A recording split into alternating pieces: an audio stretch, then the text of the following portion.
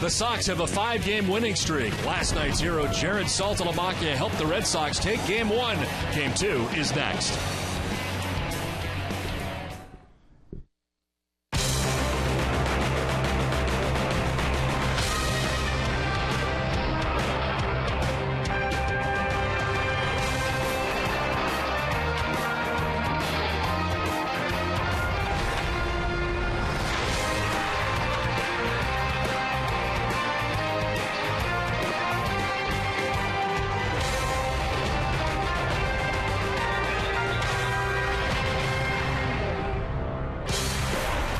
Welcome to rainy Fenway Park, where it's wet once again. It's the Detroit Tigers and the Boston Red Sox in Game 2 of the 2-game series.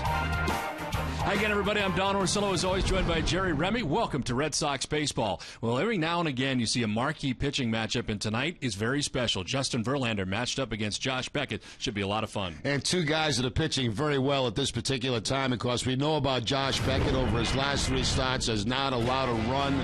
He's been pitching outstanding baseball, command of all of his pitches. You see the 17 strikeouts in those last 3 starts with the 1-0 record.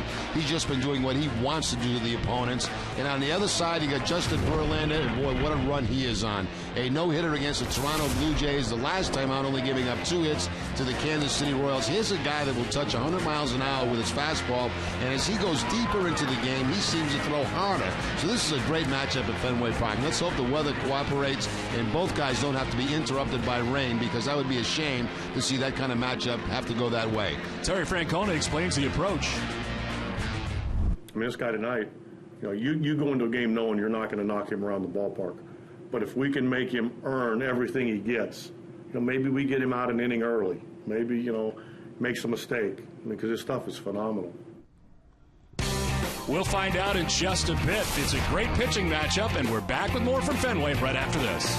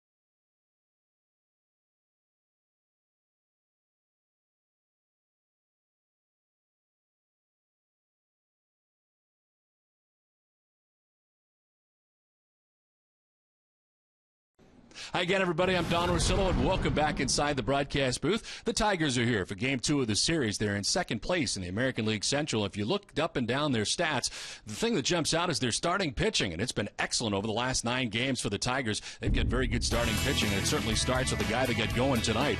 All 5 Tigers starters have pitched at least 5 innings and haven't allowed more than 2 runs in each of the team's last 9 games. Last night, of course, starter Phil Koch is the only starter without a win. Both Justin Verlander and former Red Sox pitcher Brad Penny each have 2 victories. Tigers starters' ERA has dropped from 4.08 to 3.40 over the stretch and ranks 3rd in the American League. And it certainly starts with their ace who goes tonight, Justin Verlander. With more on that, here's Heidi Watney. Well, Don, as you mentioned, the Tigers have won 10 of their last 13 games. Key in that stretch has been their pitching, led by Justin Verlander. He threw a no-hitter on May 7th and nearly followed that up with an almost no-no in his next start, which was his last start. I talked to his manager, Jim Leland, about what's been the difference with Verlander this year. I think it's upstairs. I think in his head he's figured out how to calm down a little bit, not be quite so antsy. I think his overall demeanor is much better than it was in the past. And, consequently, he's turning into one of the best pitchers in the game.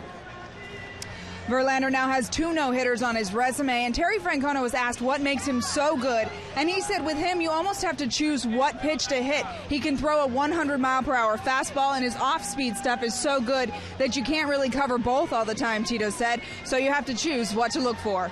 Don? Thanks, Heidi. It doesn't get any better than this. Justin Verlander, who's already thrown a no-hitter this season, and Josh Beckett, one of the game's best, both competitive, both ready to go in Game 2 of the series.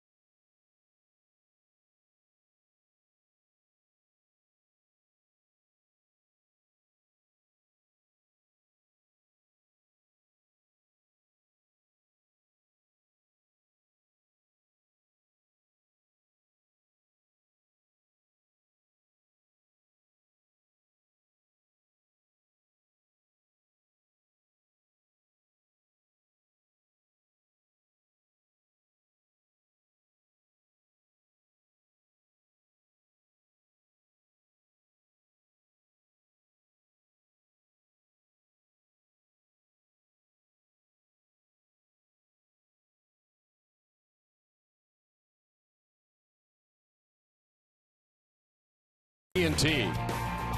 Toyota's official website for deals via Toyota.com and by Southwest Airlines.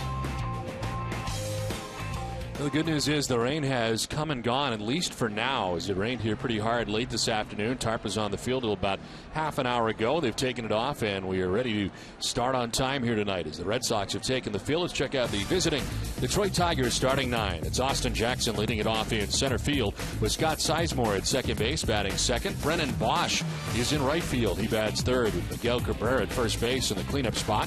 Victor Martinez is the DH batting fifth. Andy Dirks gets a start in left field. He bats sixth. Johnny Peralta at shortstop seventh. Alex Avila does the catching. He bats eighth. And Brandon Inge is a third baseman. He bats ninth. On the mound for the Red Sox is Josh Beckett. His ninth start of the year comes in at 3-1 with a 1.75 ERA. Beckett has opponents hitting at 175 so far in the year, and against the Tigers, he is 3-1 in his career with a 2.60 earned run average. Last time out was a win against the Yankees, a 6-inning effort in which he gave up only 4 hits, no runs to the Yankees, and punched out 9, walking only 2 as Beckett gets ready to face the Tigers. The Red Sox defense is brought to you by Jordan's Furniture. They are third in the American League with 20 errors in 42 games. Kevin Youkilis will be at third base, Jed Lowry the shortstop, Dustin Pedroia at second, and Adrian Gonzalez the first baseman. Left to right, Kyle Crawford, Jacoby Ellsbury, and J.D. Drew, and Jason Veritek doing the catching for Josh Beckett. Umpiring crew, Gary Cedarstrom. The crew chief has got the play tonight with Lance Barksdale at first base, Mike Estabrook at second base, and Phildon Culbreth is the umpire at third. We're available. This telecast can be heard in Spanish by selecting the SAP button on your television remote. Enjoy the game. Buenas noches, amigos.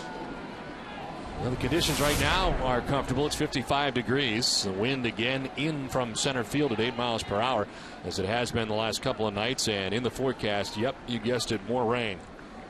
As Beckett's ready to work to Austin Jackson to get it started, and the first pitch of this one's in there for strike one. Austin Jackson toting a .232 average, striking out a lot atop the Tigers order. And a breaking ball breaks off and jumps up over his head. Curveball slipping out of his hand. Well, compared to last night, conditions much better here at Fenway Park.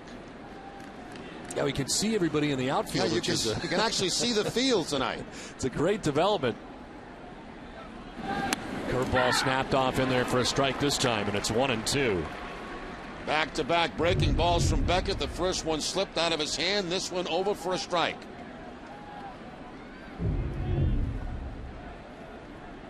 Ahead of Jackson, 1-2 as Beckett deals and gets it by him at 94. Strikeout number one, an impressive sequence for Josh Beckett. Follows the breaking ball up with a fastball away. That's the 54th time Jackson has struck out. That's the most in the American League. Good life on that fastball there from Josh Beckett. One down in the first inning for Scott Sizemore, the second baseman for the Tigers. And a couple of good defensive plays here last night as Sizemore takes ball one. It's a .244, no home runs and 4 runs batted in. He's 0 for 3 in the game here last night. As he takes a pitch up top, and it's 2-0.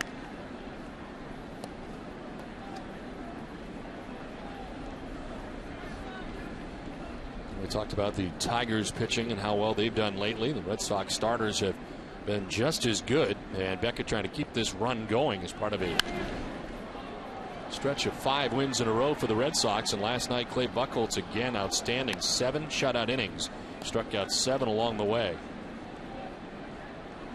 Got himself out of a couple of jams late in that outing for Clay Buchholz. Terrific performance last night for Buchholz. Beckett ready with a 2-1 pitch to Scott Sizemore. And it's on the ground right at Pedroia, knocks it down, stays with it, but has no play. It was sharply hit, and it bounces off the glove, ends up behind him, and Sizemore will reach. Now that ball was hit very hard by Sizemore right at Dustin Pedroia, but let's see what happens here. Just bounces up and hits him, looks like in the heel of the glove.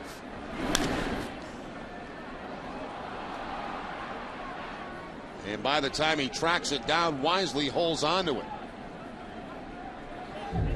It is an error charge to Dustin Pedroia at second base. So Sizemore aboard here with 1 out in the first. And here's Brennan Bosch, right fielder, who took a .275 average, 2 home runs, 18 runs batted in. He's 0 for his last 12. As Beckett going to work on the rubber area there.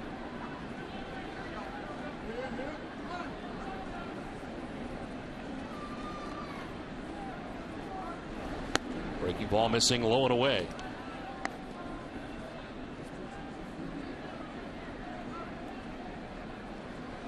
Bosch 0 for 4 in the game last night. He started in right field last night, back there again tonight for the Tigers. Last year topping all American League rookies with 14 home runs, 67 runs batted in his first year in the majors with the Tigers. Bosch down the left field line. It's curving towards foul ground. Crawford's over, but it's back into the seats. Ball going as far as he can. That's the change up there from Josh Beckett in a good spot. Very good spot. Down and away from Bosch. Reaches out, makes contact. All he can do is put it in foul territory.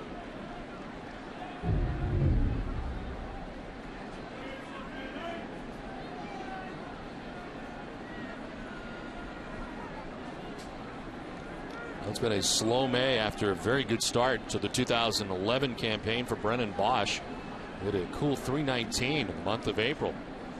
May's not been as good, and as I mentioned when he first stood in, 0 for his last 12.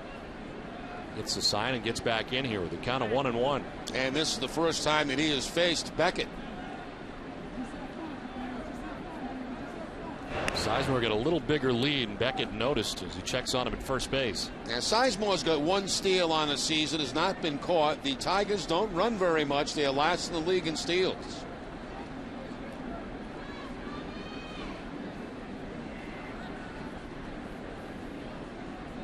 Jim Leyland's team. 5 games out of first place in the American League Central coming in. Indians on top, 26-14, and the Tigers at 22-20. And they have lost their last 2 games. Royals hanging in there, 7 games back, and Twins have had a very slow start to their season. A lot of injuries have caught up to the Twins this year. There's a 1-1 headed towards second. Pedroia flipped to second for 1, on to first for 2. The error is not costly as Pedroia starts the double play. Red Sox are coming up.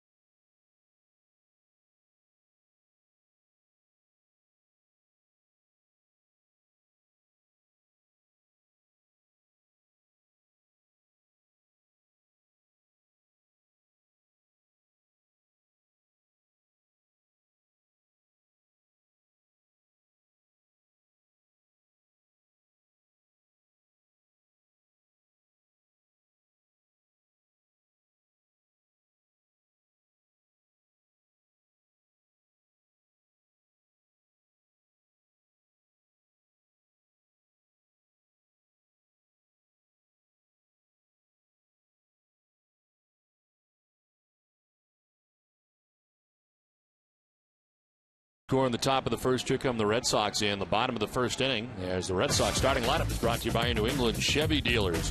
Jacoby Ellsbury leading it off with Dustin Pedroia batting second at second base. Adrian Gonzalez has been on fire in the month of May, bats third. Kevin Youkilis at third base. David Ortiz, the DH. J.D. Drew in right field, bats sixth. Jed Lowry is at shortstop seventh. Carl Crawford in left field continues to bat eighth. And Jason Varitek, who's been very good in the last 4 games, 5 for 13. Bats ninth. Justin Verlander is on the mound tonight for the Tigers. His 10th start of the year. He's 4-3 with a 2.91 earned run average. He's got a no-hitter mixed in there, his second of his career. That was against the Jays. And the start before his last one, and his last start was also very good. Just 2 hits and 1 run as he walked 3 and struck out 7 in 8 innings of victory against the Kansas City Royals.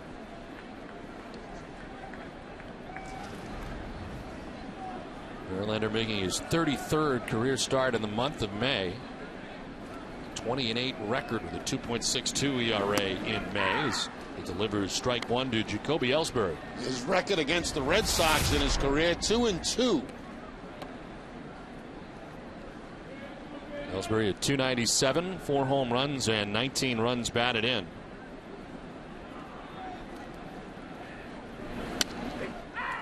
On the inside corner, 94, and it's 0-2. Most amazing part of Verlander is often early in his outings he'll work 94, 95, and as he gets later in the game, the velocity gets better, somewhere upwards to 98 to 100 at times, and he does not seem to fatigue at any point. 0-2 is on the ground to Peralta at shortstop. Guns to first in time to get Ellsbury. Let's look at the Tiger defense. So it's 10th in the league, 29 errors in 42 games. Brandon Inge at third base, Johnny Peralta the shortstop, Scott Sizemore at second, and Miguel Cabrera the first baseman. Left to right, Andy Dirks, Austin Jackson, and Brennan Bosch, and Alex Avila doing the catching for Verlander. One out here in the first inning is Dustin Pedroia coming up. Verlander missing for ball 1 to Pedroia. So starting the ninth inning at 2:45, 2 homers and 10 runs batted in.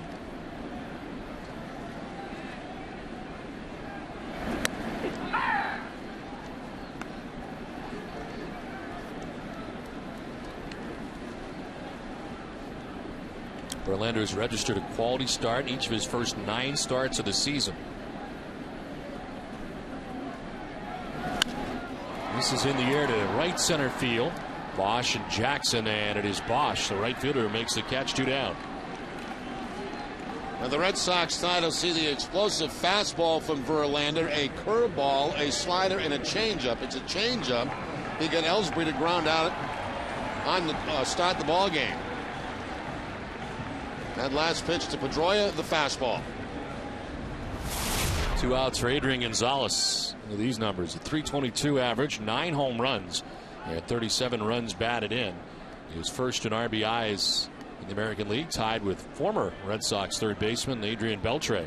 In that category, also has 37 for the Texas Rangers. There's strike 1 to Gonzalez. Adrian is 6th in batting average in the American League. Jose Bautista, the Blue Jays, setting the pace in the AL, hitting at .372. One with his 16 home runs. And Gonzalez has been great in May, and over the last 9 games, hitting at .385. Swing and a miss, and it's 1-2. There's the changeup from Verlander at 85 miles an hour. So he's had a fastball at 95 and now a changeup at 85.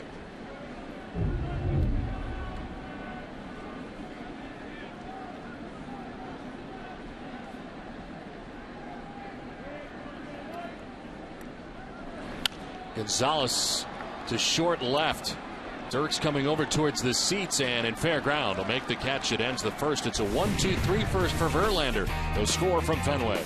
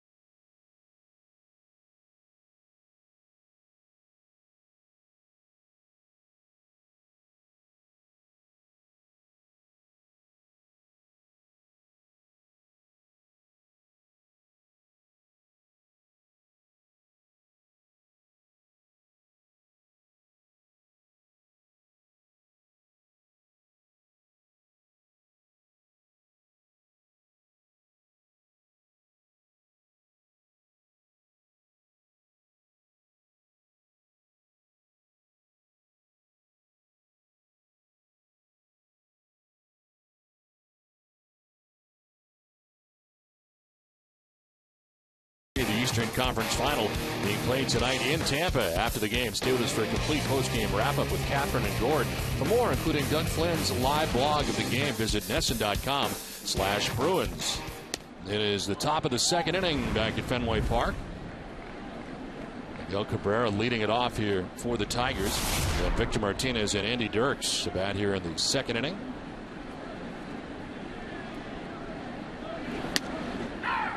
There's strike one to Cabrera.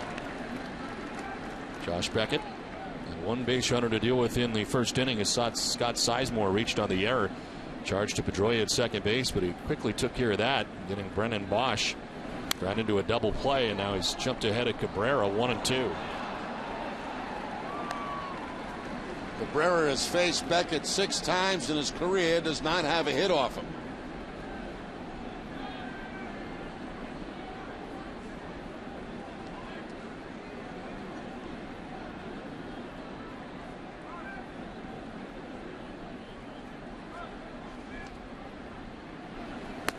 Low and away, and it's 2-2 now to Cabrera.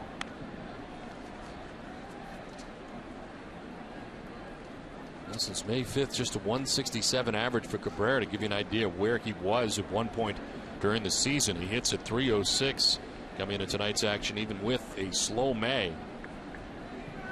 Trying to work him away here. The 2-2 pitch. And it's down and away at 94, full count. Cabrera had a base hit here last night, went 1 for 4 with a double.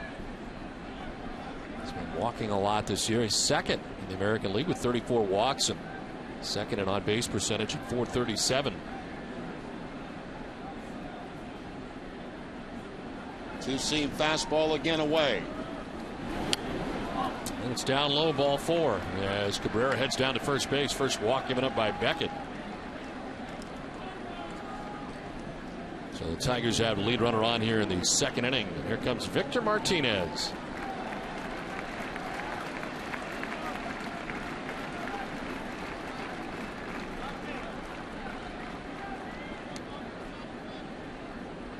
Victor returning here last night for the first time. And hits at .314 this season with his new team. 4 home runs and 23 runs batted in. He was 1 for 4 last night with a double. DH again tonight. That's what he's been doing primarily for the Tigers. Not much catching, a lot of DHing. And he lines this to right field in for a base hit. Cabrera touches second, and he is headed for third base. The throw from Pedroia to third is going to be off the mark, and in at third base is Cabrera. But for a while, it didn't look like Cabrera was going to go to third base. Very slow getting to second base. There's the fastball, the line drive base hit by Martinez. J.D. Drew fielding it in the outfield, and there's Cabrera not even at second base yet. J.D. has to start the rush to throw, and by the time they get it there, it's too late. So Cabrera, I think, surprising some people by going first to third. No runners at the corners and nobody out here in the second inning as Andy Dirks came into the game last night to pinch run. Gets a start in left field tonight and is 1 for 2 so far. His first major league hit on Monday off Kyle Drabek. There the Toronto Blue Jays as he sprays 1 foul.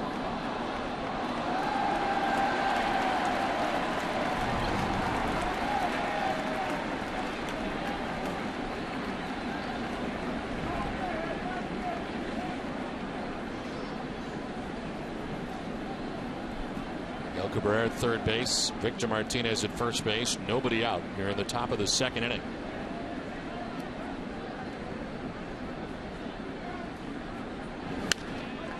Opposite field and in for a base hit. From third comes Cabrera, and the Tigers strike first on top 1-0. Andy Dirks getting his second major league hit, and he drives in a run.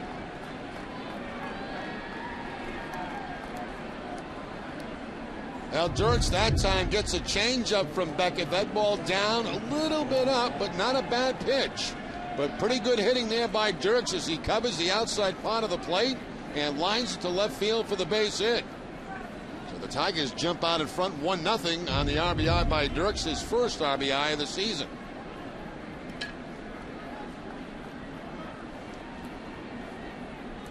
Two on and a run in as Beckett misses away to Johnny Peralta. Shortstop now for the Tigers, a former Cleveland Indian. Peralta hitting just shy of 300 at 299. 6 home runs and 23 runs batted in.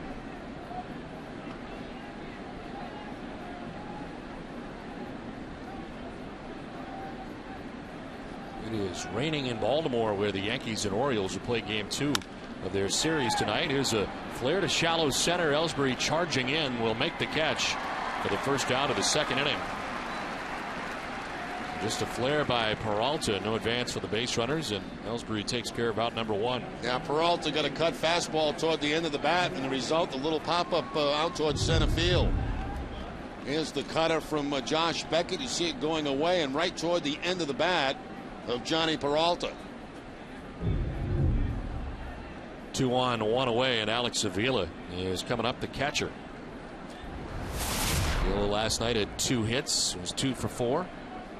He is 9th in the American League with a .526 slugging percentage.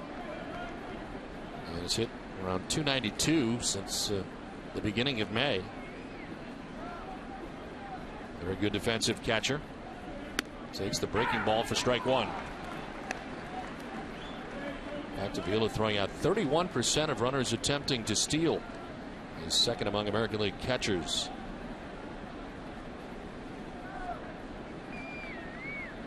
Works here with Victor Martinez at second base, Andy Dirks at first base, and 1 down.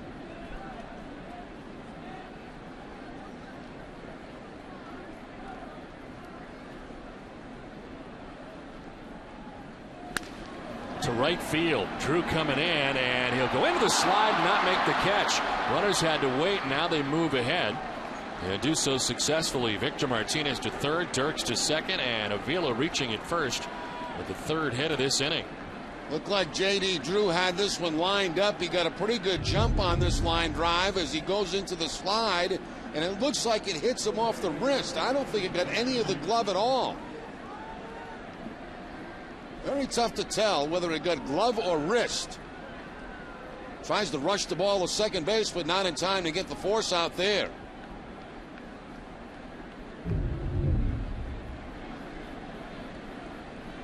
Bases loaded now, 1 down. Outfield straightaway out there as Brandon Inge stands in on the right side.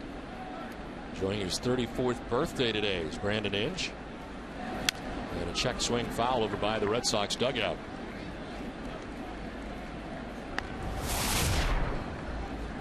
.200 average for Inge with a home run and 12 runs batted in.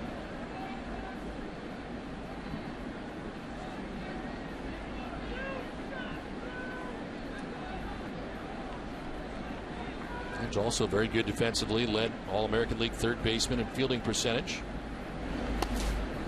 This one away, and sliding to his right is Veritek.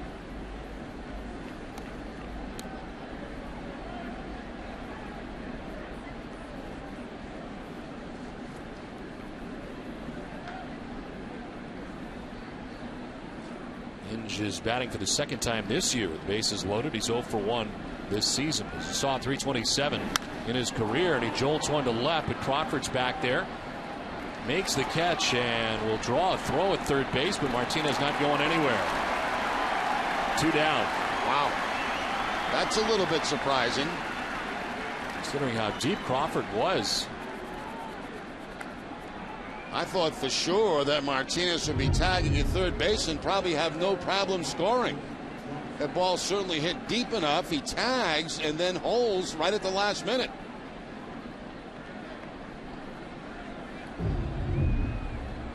Gene Lamont, former Red Sox third base coach here, and Jimmy Williams' tenure, and has been with the Tigers here for Jim Leyland.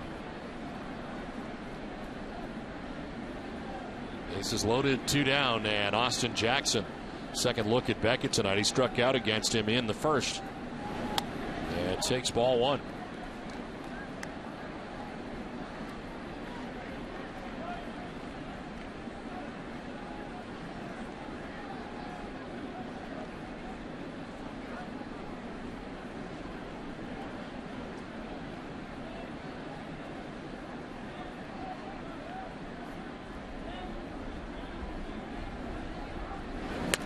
Tried to hold up, it goes around, and it's 1-1 for Austin Jackson. Seeing quite a few cut fastballs this inning from Josh Beckett. Austin Jackson 1 for 4 this year. The bases loaded as he bats with Victor Martinez at third base, Andy Dirks at second, Alex Avila at first, and 2 down. Run already in here for the Tigers. Beckett trying to minimize the damage. This is with ball 2.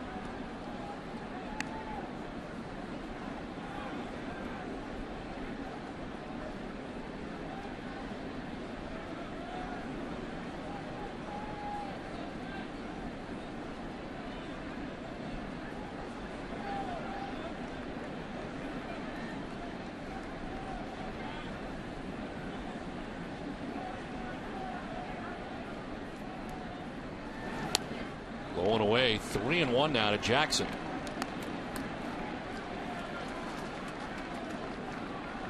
Josh Beckett here at Fenway Park against the Tigers, 1-1 with a 4.85 earned run average. His third start against Detroit here at Fenway. Overall against the Tigers, 3-1.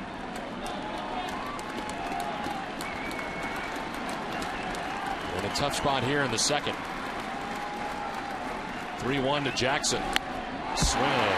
Foul tip into the catcher's mitt, full count. Yeah, Beckett coming right after him on the 3-1 count with the bases loaded. Fastball inside. And the foul tip, it sounded like, into the glove of Jason Varitek.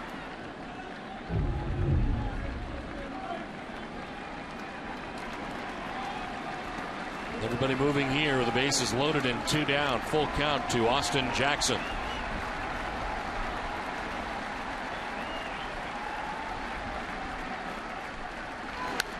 Fouls it off, stays alive, gets a piece of the 94-mile-an-hour fastball.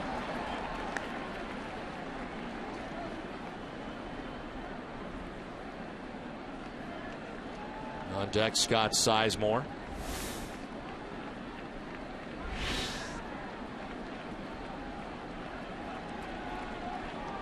Beckett threw 11 pitches in the first.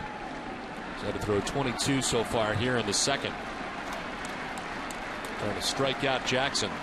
3-2 is popped up foul. That'll get back and out of play.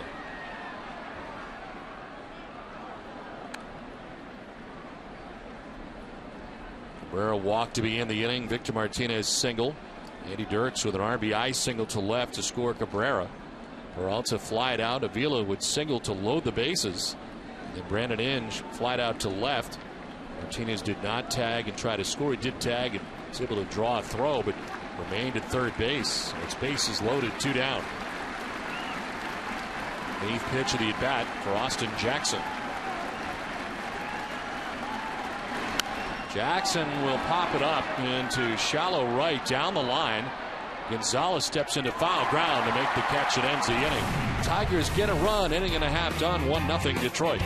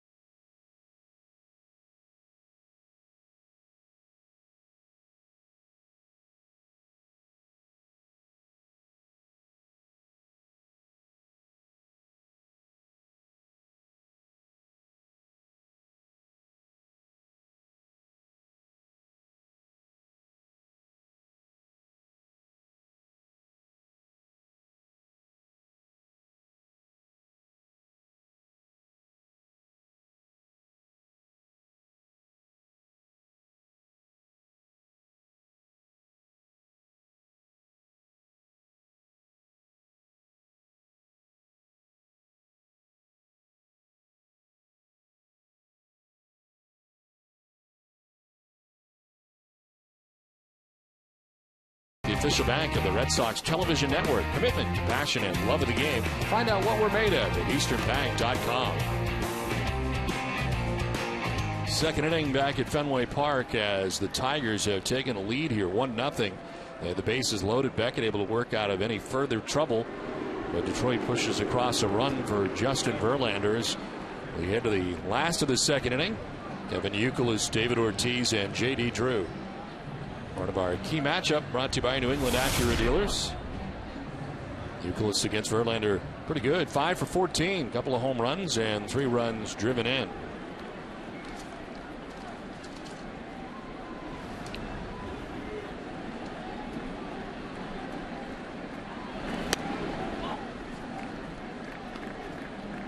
Youkilis 1 for 2 here last night with a walk. Got a 6-game hitting streak coming in tonight's action. Overall at 258, 7 homers and 27 runs batted in. This one rolled foul, and it's 1-1. Youkilis hitting at 348 during the 6-game streak. 2 homers, 8 runs batted in. Average up to 258. Sit safely in 13 of the last 16 games. On the ground and foul, just foul to the left of the bag. Let's check in with Catherine Tappan. Catherine?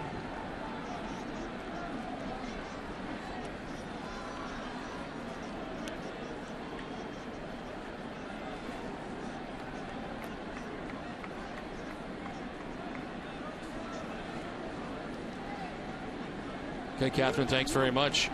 Here it is, the Tigers on top of the Red Sox, 1-0. Youkilis leading off the bottom of the second and takes a look at ball 2.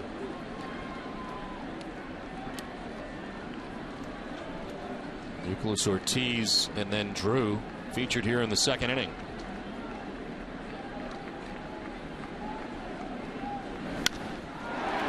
Into right field, a base hit for Kevin Youkilis. He leads off the second with the first hit of the game for the Red Sox off Verlander. Nice job there by Youkilis. He gets down a couple of strikes and he just kind of reaches out, shortens the swing up just a bit, and puts that ball in a play into right field for the base hit. So Youkilis now 7-game hitting streak. Updated numbers for Youkilis, now 9 for 24 during the streak. Well, that's good news for the Bruins, isn't it? Yes, it certainly is. I had a feeling he was going to play tonight. David Ortiz at 281, 7 home runs, 19 runs batted in.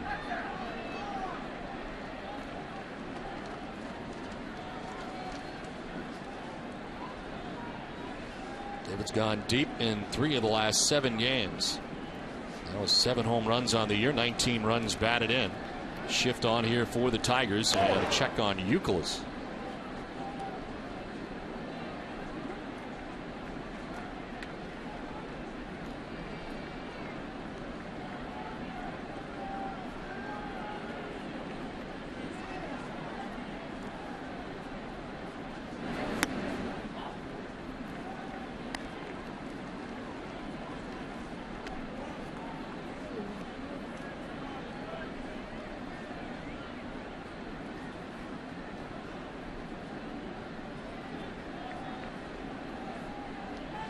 Throw over, and Youkilis kind of flat-footed, but he's able to get back to the bag.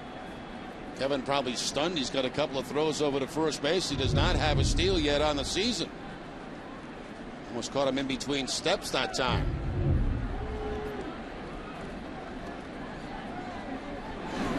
Ortiz tried to hold up, but it is a strike call, and it's 1-1.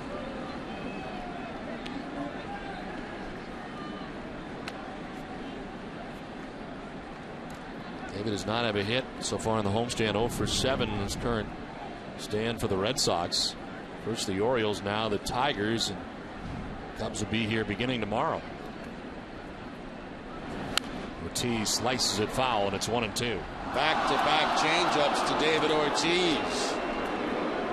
One taking on the outside part of the plate for a strike. This one swinging for Ortiz, fouling it off to the third base side. Ooh, almost had it. Frustration.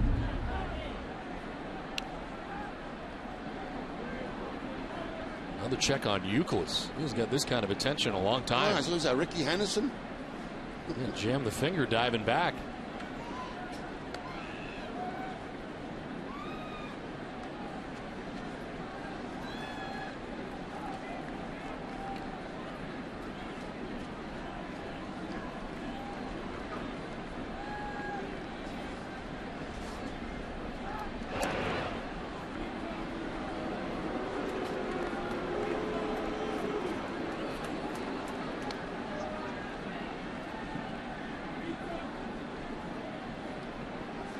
Ready with a 1-2 to David Ortiz. There goes Euclid, and Ortiz grounds one with a shift on and throw it into right center field.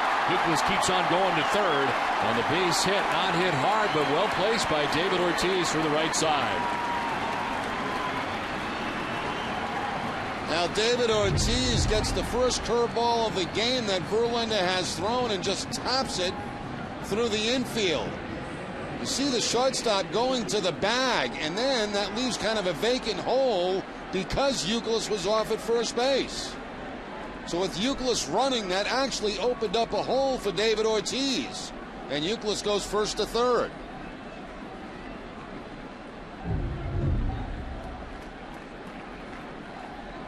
So runners at the corners, nobody out, and J.D. Drew standing in.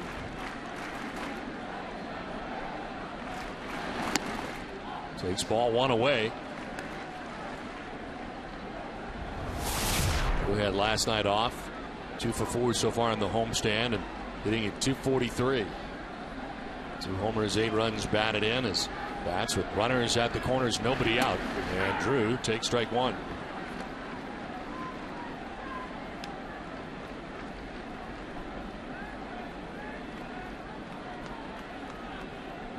Tigers getting a run in the top half of the inning. Red Sox trying to answer here in the bottom of the inning.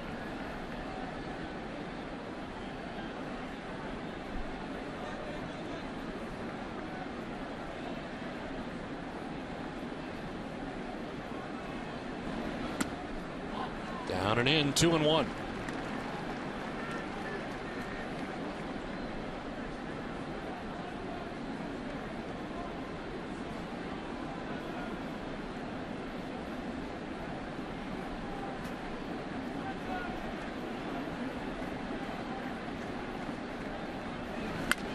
Drew lifts it in the air to left field. Andy Dirks is moving back as getting ready is Euclid. Dirks makes the catch.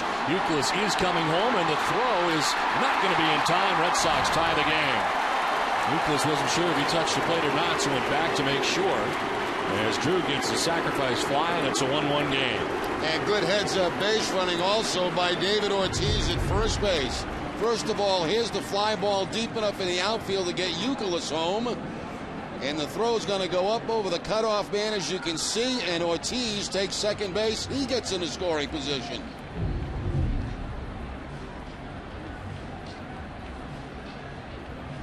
So good work done by J.D. Drew to get the fly ball deep enough. Good base running by David Ortiz to get into scoring position. One out here in the second inning. David in scoring position at second. Jed Lowry standing in. A cool .320 average. 3 homers, 18 runs batted in. Lowry with a swing and a miss late on the 97-mile-an-hour fastball.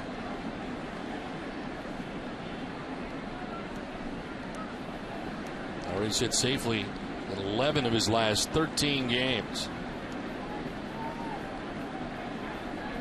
Tonight marks his 31st start and his 25th at shortstop.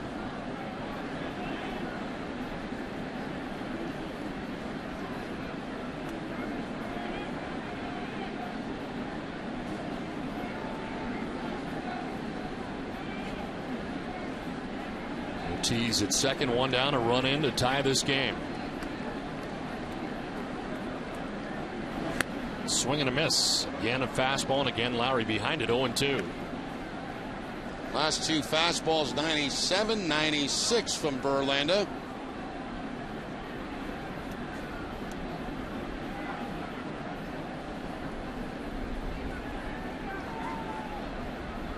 Euclid's got it started with a single. He comes around to score the game tying run. J.D. Drew's 9th RBI. Another fastball, and this time some contact, fouled off by Lowry. Well, one of the big plays, too, Don, was the fact that Youkilis took off toward second base, and he got that shortstop to move just a little bit toward the bag. That opened up the hole for the base hit for David Ortiz, or it might have been a double play.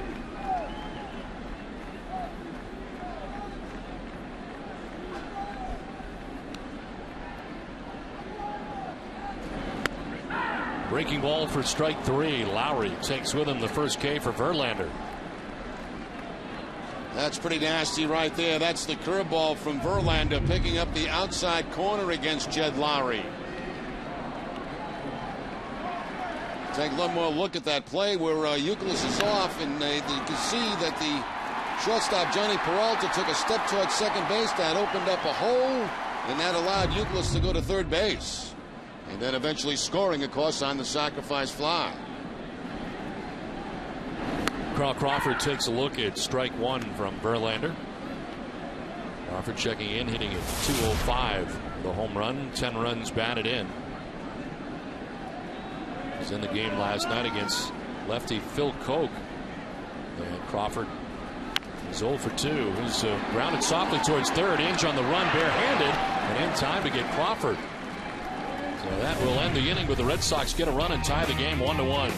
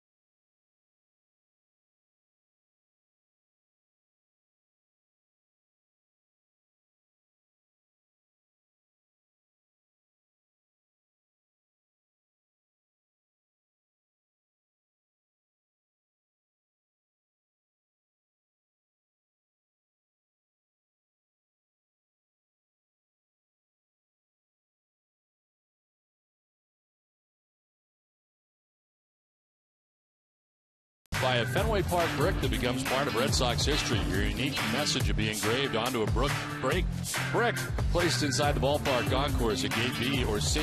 You'll also receive a free replica of the brick with a custom case to proudly display in your home or office. Bricks are available in limited quantities, so visit redsox.com/bricks to get your brick today. There's a fly ball to right field. Scott Sizemore and over is Drew for the first out of the inning. We'd like to welcome UMass Medical School Chancellor Michael Collins to the booth. Great to see you. Great to be here. Thanks very much for having me. How you doing? Very good to see you. Good. Event here tonight at Fenway Park. Tell us a little bit about it. We saw the former governor, Paul Cellucci, here as well tonight. Yeah, well, former Governor Cellucci is, we have the great privilege of caring for him at UMass Medical School, and he came to see me a couple months ago and said that he'd like to, having received the diagnosis of ALS, wanted to do something to help our medical school. He believes that we have one of the greatest medical schools in our country, and he's going to help us to raise $10 million to support research in ALS. ALS, a horrific disease, and how far along is the research coming at this point, and how much more needs to be done? Well, we're actually, we see some promising developments, and we're quite encouraged about that. And we're hopeful that through a combination of very collaborative research done on our campus, that if we were to be able to raise additional funds, that we would be able to unlock the mechanism of this disease.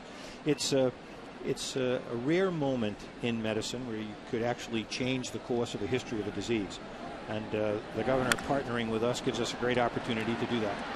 Drew on the move, able to make the catch as Bosch is retired for the second out of the inning. And the former governor throwing out the ceremonial first pitch here at Fenway Park as well tonight. How are his spirits at this point? His spirits are outstanding. He has an incredible and indomitable spirit. It's been such a privilege to visit with him and to talk with him about the energy that he hopes to put towards this fundraising effort. And it's amazing with all the challenges that he faces that, in fact, he wants to take his time to devote, more or less a campaign to help us raise funds for medical research. And you saw the graphic on the screen of how you can help out by sending some donations in. Yeah, if people would like to, they can visit the website umassals.com, ALS, amyotrophic lateral sclerosis, and when you get there, you can hear a message from the governor. You can, by clicking onto umassals.com, you can make a donation. And one of the points that we're trying to make is that, UMass Medical School is our Commonwealth's medical school. It's a great asset in our state. And whether someone makes a very large gift or any fan chooses to make a small gift, helping medical research right now is an incredibly important initiative. And folks that could make a donation to us, we would be forever grateful for them. What are some of the other things you guys are involved in right now? Well, we have centers of excellence in diabetes and in cardiovascular disease and musculoskeletal disease. We have a brand new ambulatory care center on our campus.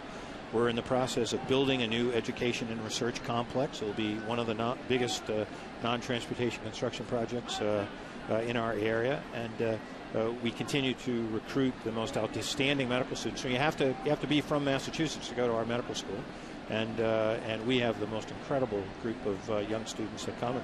We're recruiting faculty of the highest caliber in the nation. When we recruit someone now, we see the top 5 people in the country for each one of these positions. Ours is really an extraordinary place, and it's an extraordinary moment for us.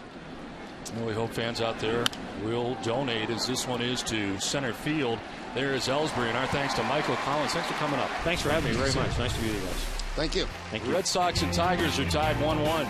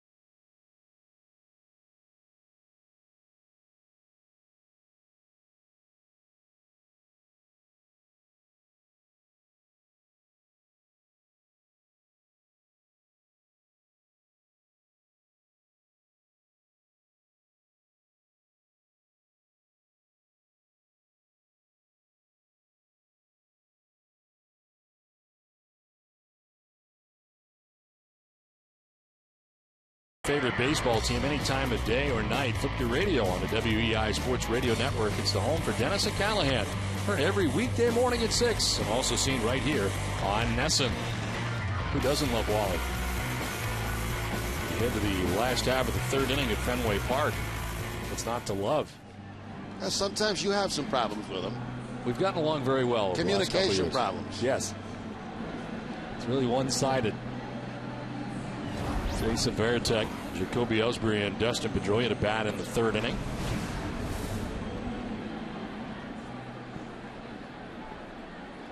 Varitek checks in, hitting at 183.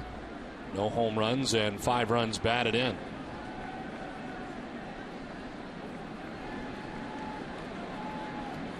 '30th pitch for Verlander, and it's fouled straight back.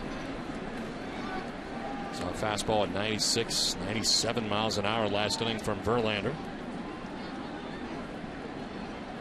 Varitek's been picking up offensively lately. 5 for his last 13 at 385. Saltalamacchia had a big night last night, and Varitek in there today. They had a swing and a miss, 0-2.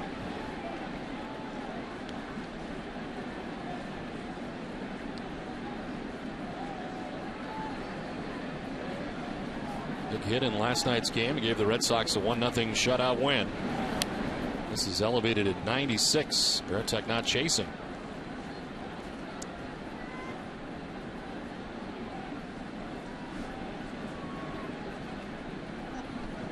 Two hits, 2 RBIs on Monday night against the Orioles, and lines one into right. Jason Varitek keeps it going. A base hit to begin the bottom of the third. Now Verlander goes away from the fastball, tries the changeup down in the zone. Varitek gets to it. Outside part of the plate, it hooks it into right field for the base hit.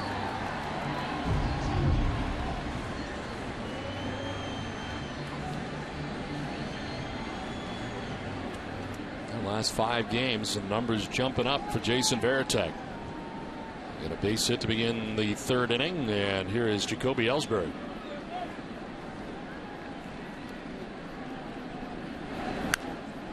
Lifts it foul off to the left and out of play. Well, the 3 hits the Red Sox have so far in this game are more than Toronto and Kansas City had in the last 2 against Verlander.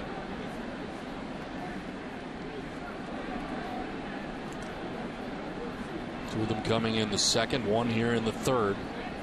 And for the second straight inning, Red Sox have had the lead runner on. Breaking ball that's in there for strike 2. Your ball is tight and sharp.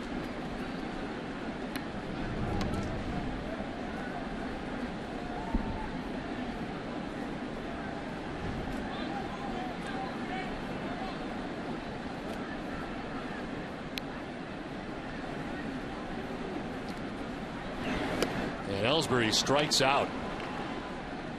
Back-to-back curveballs, and there's strikeout number 2 for Verlander. Let's check in with the birthday girl. Heidi Watney, happy birthday. Oh, well, thank you, Don. Well, speaking about Justin Verlander, Jerry was just saying he had a no-hitter earlier this month. He's also tossed a quality start in each of his 9 starts this season. I had a chance to talk to him yesterday about what he's doing differently. He said he's really been able to slow the game down and pay attention to all the little details. You know, I try not to do that. I really try to focus on what I need to do, make my pitches, throw what I believe I need to throw. And if those guys guess right, or if they make an adjustment and hit a pitch, well, you know, there's nothing I can do about it. As long as I make my pitches and stick with my game plan, you know, I'm pretty comfortable with that. This is Verlander's 5th career start at Fenway Park. He's had some success here. He's 2-1 with a 3.14 ERA in his 4 previous starts. And Dustin Pedroia was joking in the dugout before the game that he hopes it's not raining while Verlander is throwing 100 miles an hour because he might slip and accidentally kill someone. Don? Well, he almost just walked into that one at 97 miles an hour and a pitch in tight, as Pedroia was kind of lunging in and had to back up at the last second.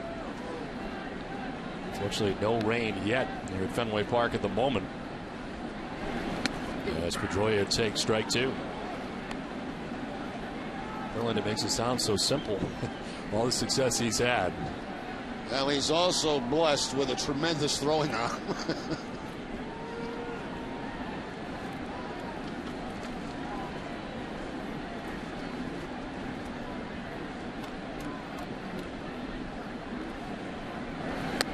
2 is in again, and it is 2-2. So quite a few changeups in his game tonight. That was a changeup there, 87 miles an hour to Dustin Pedroia with 2 strikes on him. Missed down and in.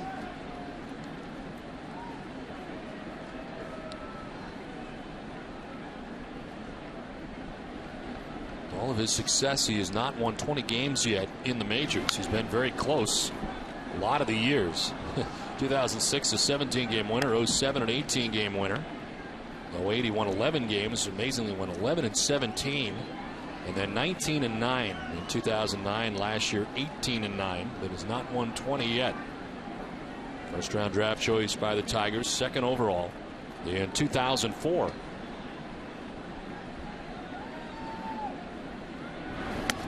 On the outside corner for strike 3. Back-to-back case for Verlander. 2 down. That's pretty ugly right there. That's a slider from Verlander. We talked to him about him having 4 pitches. And here's the slider to Dustin Pedroia, outside corner. Just about an unhittable pitch.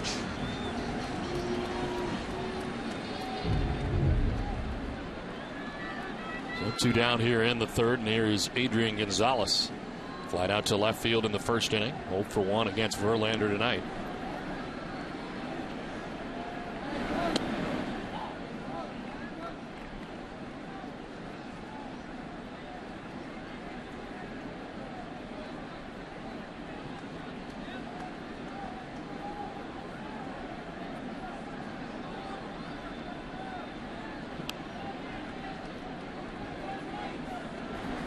Swing and a miss, 1-1.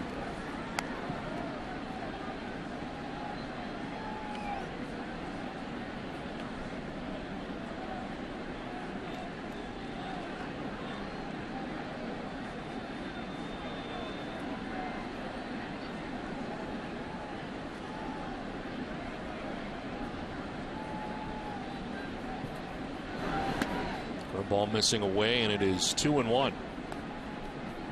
So difficult to face a guy that throws as hard as Verlander. You got to get all geared up for that fastball that can be overpowering, yet he's got good secondary pitches.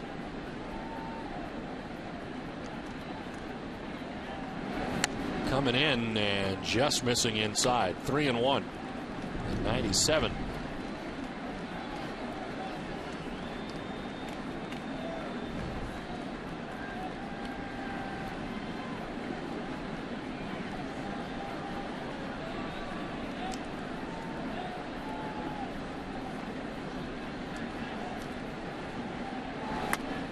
Is by him at 96, full count. That's just challenge time right there. 3 balls, 1 strike. I'm coming with the fastball. Let's see if he can hit it. And this time, no contact by Gonzalez.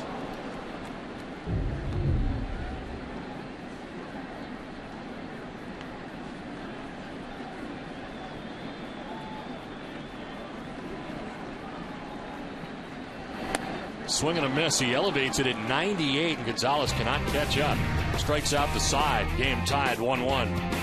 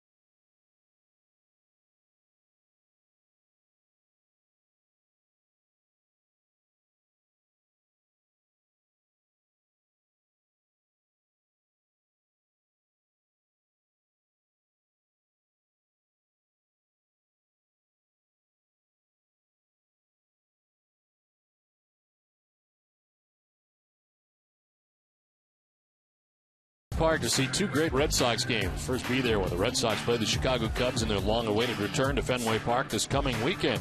Hear that with a date to see the Chicago White Sox at the end of the month. Seats are available in a variety of locations throughout the ballpark. Visit redsox.com/doubleplay to get your tickets today. Fourth inning back at Fenway, game tied 1-1. Victor Martinez leading it off against Josh Beckett. Victor able to single in the second inning. Well, 3 hits off Beckett, who has now retired 5 Tigers in a row. Martinez jolts it to right. Drew on the move will make the running catch. Well, it appeared to be headed towards the gap at first look, but Drew gets over in a hurry for out number 1. Yeah, J.D. Drew closed the gap in a hurry, as you mentioned, Don. That ball looked like it was headed to maybe toward that Red Sox bullpen as Martinez jumps on a fastball, but there's Drew, gets a very good jump again and is able to make the play going toward the warning track.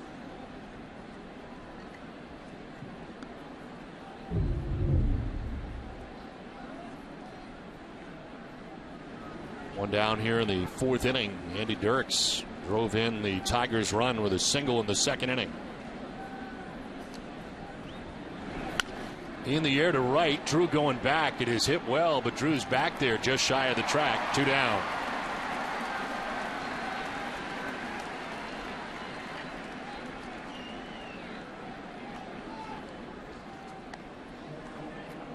Visit your local Lowe's to cast your MLB All-Star ballot and enter to win a trip to the All-Star Game. Compliments of Scott's. 2 down in the fourth inning. 7 in a row now retired by Beckett. There's Johnny Peralta. Swing and a miss. Peralta flied out to center field in the second inning.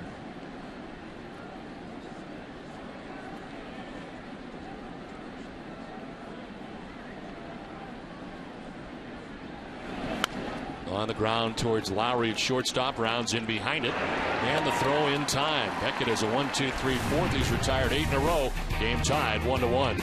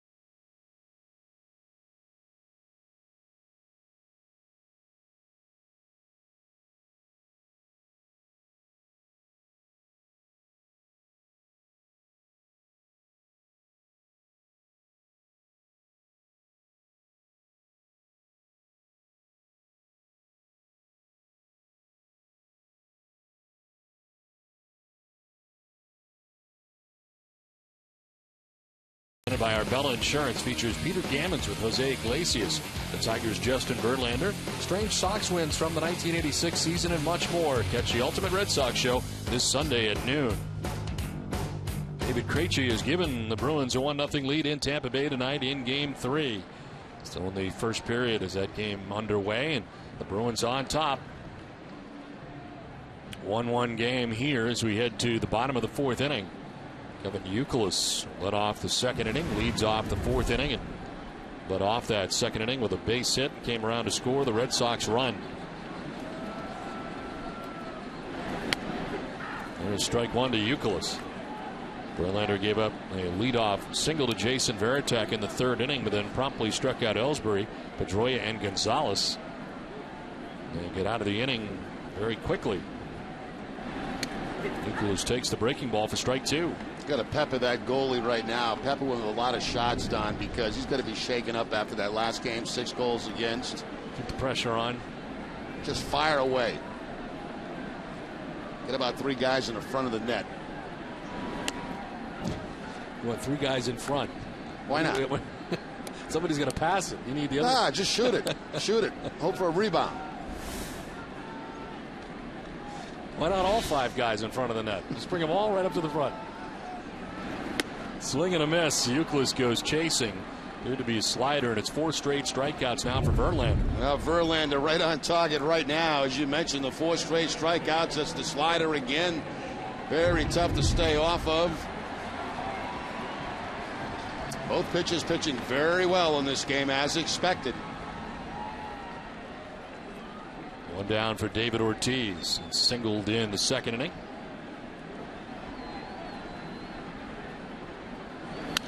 David hits into the air out to right center field. Over is Austin Jackson, the center fielder.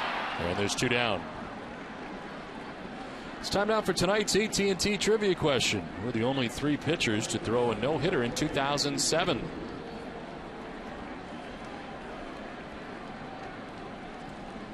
Now the answer for it a little bit later. 2 down here in the 4th inning. 5 in a row retired by Verlander. And here's J.D. Drew. Sacrifice fly in the second inning to produce the Red Sox lone run.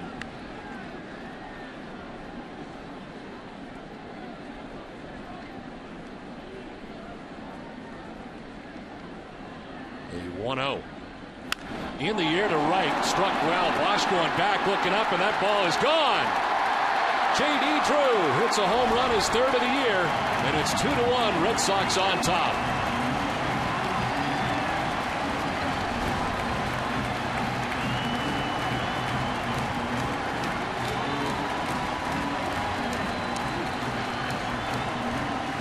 Well, J.D. responsible for both runs for the Red Sox. Fastball that was supposed to be away stays inside. And a beautiful swing there by J.D. Drew to give him his 3rd home run of the season. Drew came in 2 for 9 in his career against Verlander, and he takes him deep. He had that sacrifice fly back in the second inning to drive in 1 run, then the home run.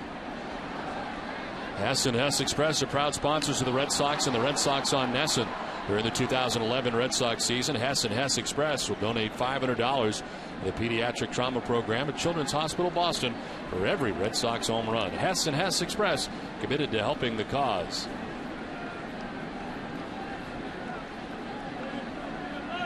The 0-1 to Jed Lowry. He is inside 1-1. One more look at the home run pitch of J.D. Drew. It's supposed to be a fastball away from Verlander, but it stays inside, middle in. And J.D. Drew hooks it for the home run.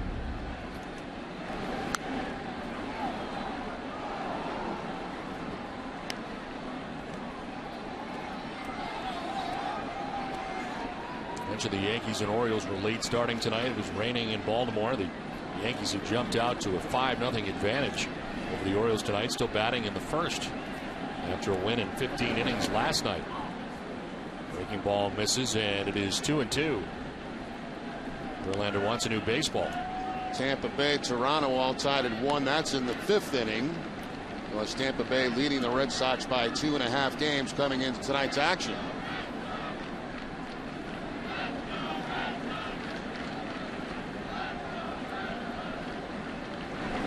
Lowry, look out. That was crushed towards the Red Sox dugout. Looks like everybody's all right.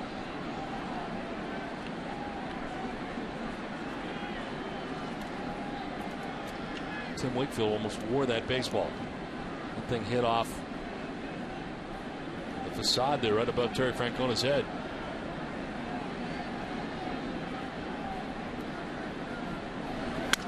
Broken back ground to right side. Sizemore moves over and throws out Lowry.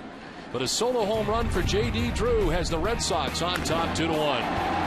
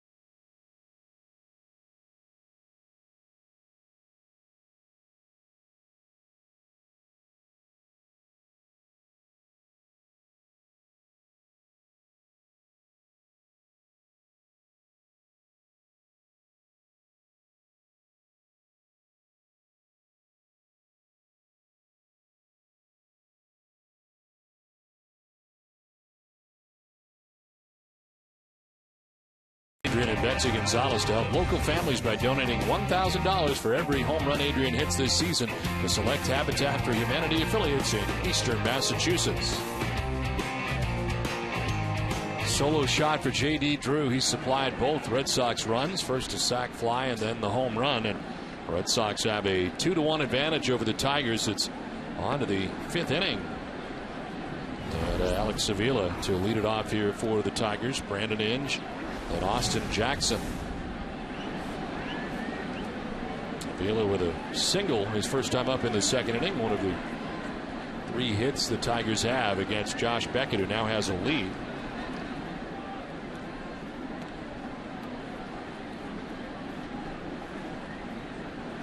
Beckett has retired 8 Tigers in a row as he starts this 5th inning.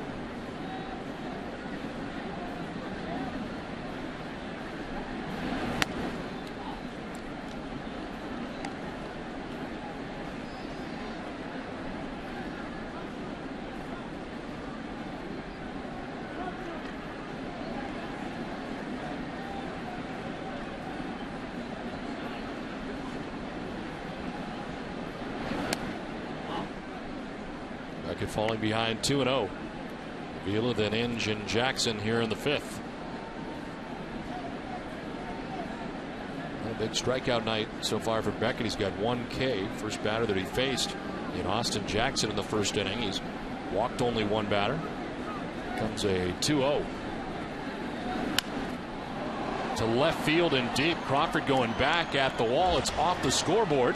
Crawford plays the carom quickly and holds Avila to a long single. Now Avila's had himself a nice offensive series.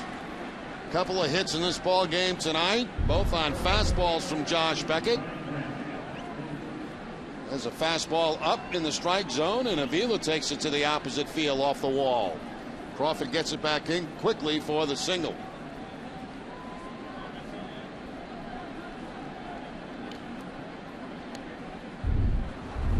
Lead runner on here for the Tigers for the 2nd time in 5 innings. They scored the first time back in the 2nd inning. It was Brandon Inge, getting a batting average under 200 at 198. They fly out to left field in the 2nd inning. There goes Avila at first, and Inge. It's a fly ball to short right. Drew coming in, and J.D. will make the catch. Let's check in with Catherine Tappan.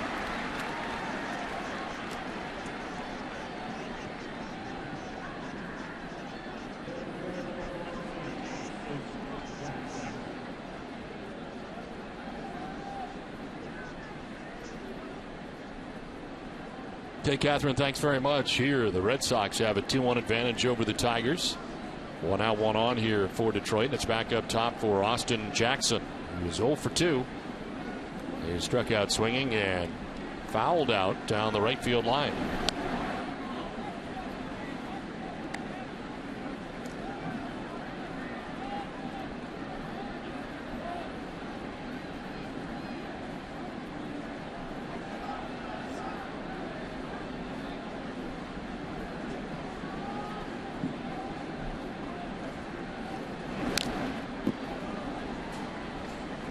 Time now for the answer to tonight's AT&T trivia question. We're the only 3 pitchers to throw a no-hitter in 2007. Justin Verlander, Clay Buchholz, and Mark Burley. Verlander threw his first career no-hitter June 12th, striking out 12 batters in a 4-0 win against the Brewers. Buchholz struck out 9, just his second career major league start, September 1st, in a 10-0 victory over the Orioles. And Burley struck out 8, his first career no-hitter April 18th. Ground ball deep in the hole. It's short. Lowry goes to second with it, and it is not in time. Nice play by Lowry even to get there. And he tries to get Avila at second base. Cannot, and everybody's safe. It's a base hit for Austin Jackson. Now that'll extend the hitting streak for Austin Jackson now to 11 games. Nice effort here by Jed Lowry as he goes into the dive. Only played at second base. Pedroia stretches out like a first baseman, but not quite in time. There's Dustin stretching out like Adrian Gonzalez would at second base, but clearly the runner beats the throw. So a couple of men on here for the Tigers. Scott Sizemore, the batter, and he takes a pitch down and away.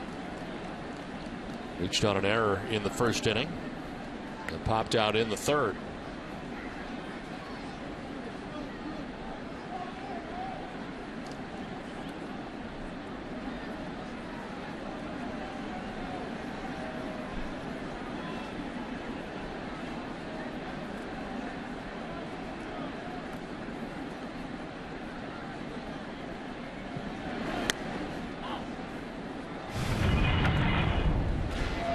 Last night, Scott Sizemore made a couple of good plays in the outfield. This one he went way out into right center field to make the grab. All kinds of foggy out there. Late reaction from center and right. And Sizemore, the second baseman, well into right center to make that catch with his back to the plate. Yeah, plus you're worried about running into your center fielder and your right fielder.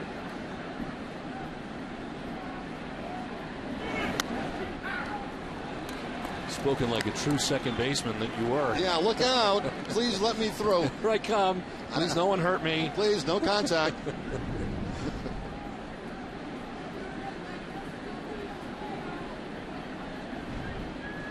Bill at second base. Jackson at first. 1 down.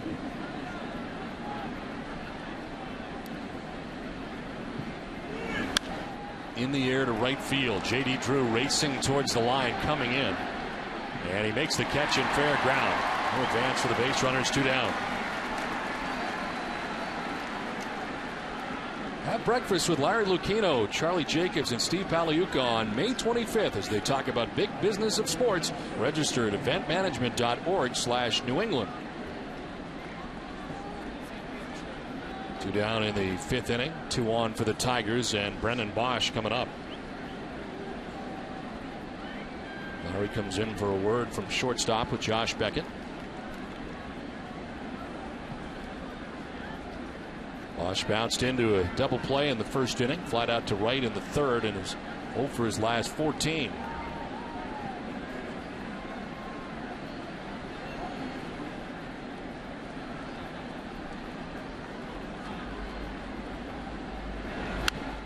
Popped up. Veritek racing towards the seats, and he won't have a play.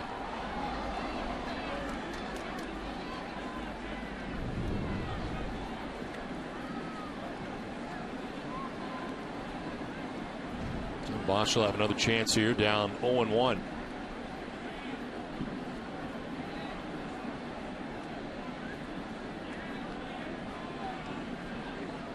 Back it up to 60 pitches as he works here with 2 outs in the 5th.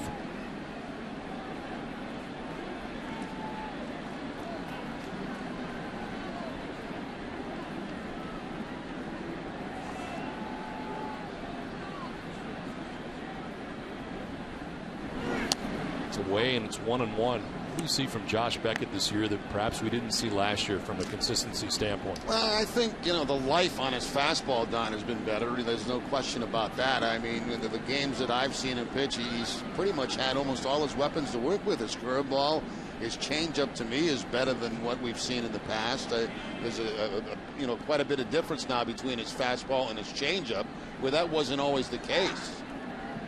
I just think he's healthy. I mean, I just think, he's gone through a lot of physical problems last year, and I think he's come to camp healthy, and I think it's carrying right into the season.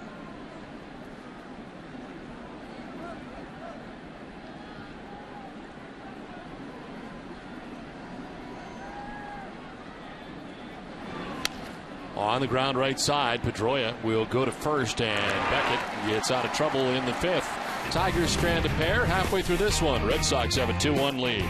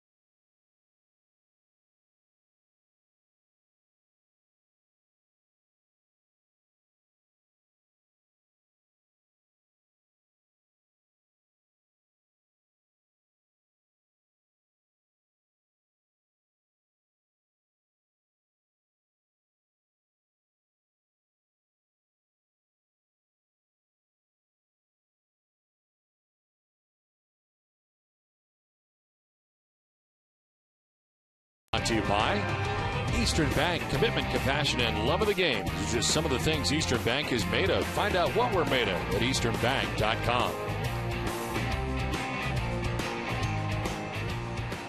Last half of the fifth inning, and not nearly as foggy as what it was here last night, although there is a haze up there at the moment up towards the light towers as they play precipitation-free so far on the night. Red Sox and Tigers.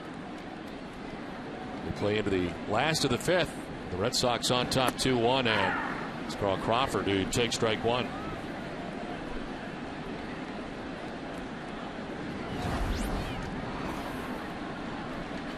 Crawford, Veritek, and Ellsbury here in the bottom of the fifth. That one runs away, 95, and it's 1-1. Crawford grounded out to third baseman Brandon Inge. His first at bat in the second inning. I may have spoken too soon. Looks like a mist is falling right now here at Fenway. Yeah, it's been kind of a light mist on and off all night. Nothing real heavy, nothing to threaten the game right now. It's been misting for a month. A swing and a miss. Crawford strikes out. 6 Ks for Verlander. One down here in the fifth. Well, you know, we built this game up about a great pitching matchup, and it certainly has not disappointed. There's the curveball from Verlander to pick up the strikeout against Crawford. Verlander's high for strikeouts on the season is 9. Did that against the Baltimore Orioles. Leads the American League with 68 on the year. One down here in the fifth inning. Jason Veritek in on the left side.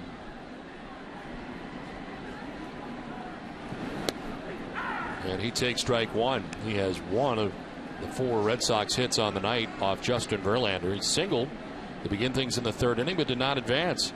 Verlander quickly disposed of Ellsbury, Pedroia, and Gonzalez, all by way of the K. It's 1-1.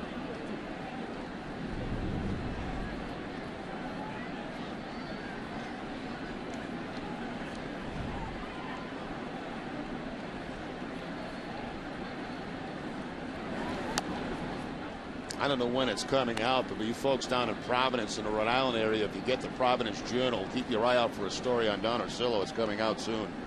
Really? Yeah. You know about it. You talked to the. I haven't talked to him yet. I'm supposed to talk to him tomorrow. I talked to him today. Uh-oh. Yeah. I had a lot of nice things to say. I was going to say, did you tell him some lies? What is no, I told him the truth.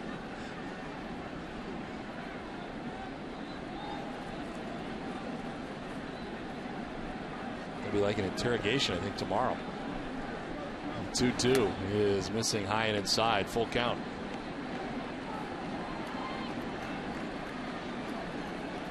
How long did you talk to him? An hour? Hour and a half? I think the total conversation probably lasted a 2 minutes? 5 minutes. Wow, that's pretty long. Oh, that's a long time. 3-2 is a swing and a miss. 7 strikeouts for Verlander. Back-to-back Ks. 97 that time on the fastball from Verlander. Throws it by. Varitek. It was a changeup Jason hit for a base hit back in the 3rd inning. This time it's the fastball thrown by him. Now, you know me, Don. 4 minutes, 5 minutes. Wow. That's a lot of yapping. How did they nail you down for that long? Did you keep walking or? No, I was sitting. Oh, okay. So very relaxed. 2 down here in the 5th. As Ellsbury stands in. Jacoby grounded out in the 1st. He struck out in the 3rd.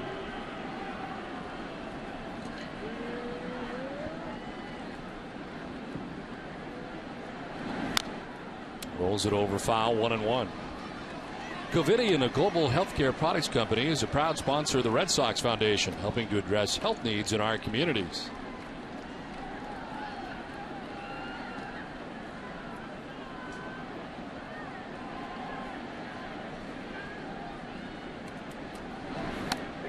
In there for strike 2, and it's 1-2. On a night when you know you're facing a guy like this, do you have a little bit more going up there as a hitter? Do you have a little bit more of an edge? Well, you know, you'd prefer that he wasn't pitching. I mean, Right. first of all, I mean, these guys are the top-notch guys in the league.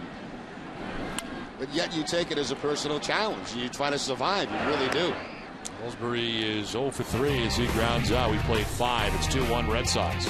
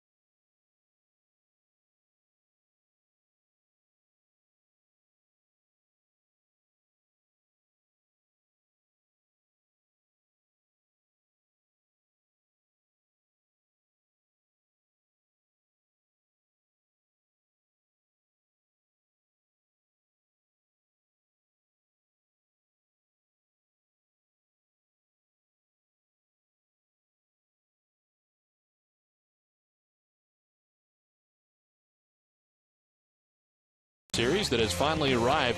The pitching matchup would be John Lester taking on Chicago's Doug Davis.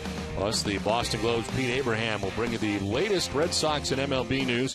It's all coming up tomorrow night. Our live coverage begins at 5:30. Live from Yawkey Way, only on Nesson. Miguel Cabrera leading it off and taking strike one from Josh Beckett. Cabrera walked in the second, flied out in the third.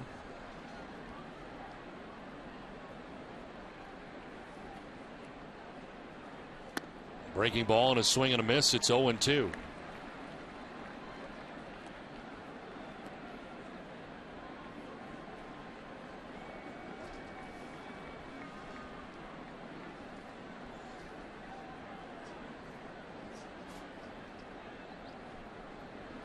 The 0-2 pitch is down low, and it's 1-2.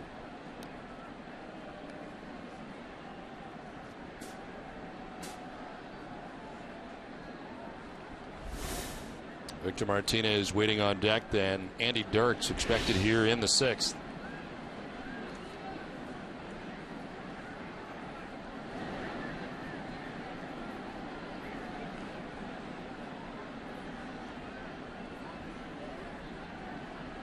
Time called as Cabrera backs out.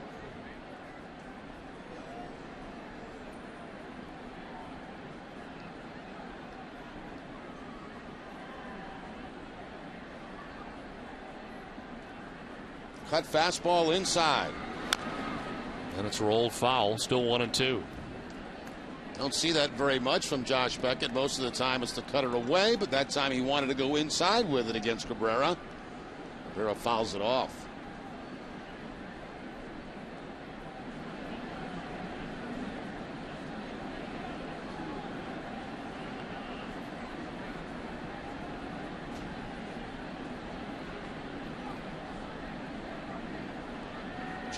Change-up.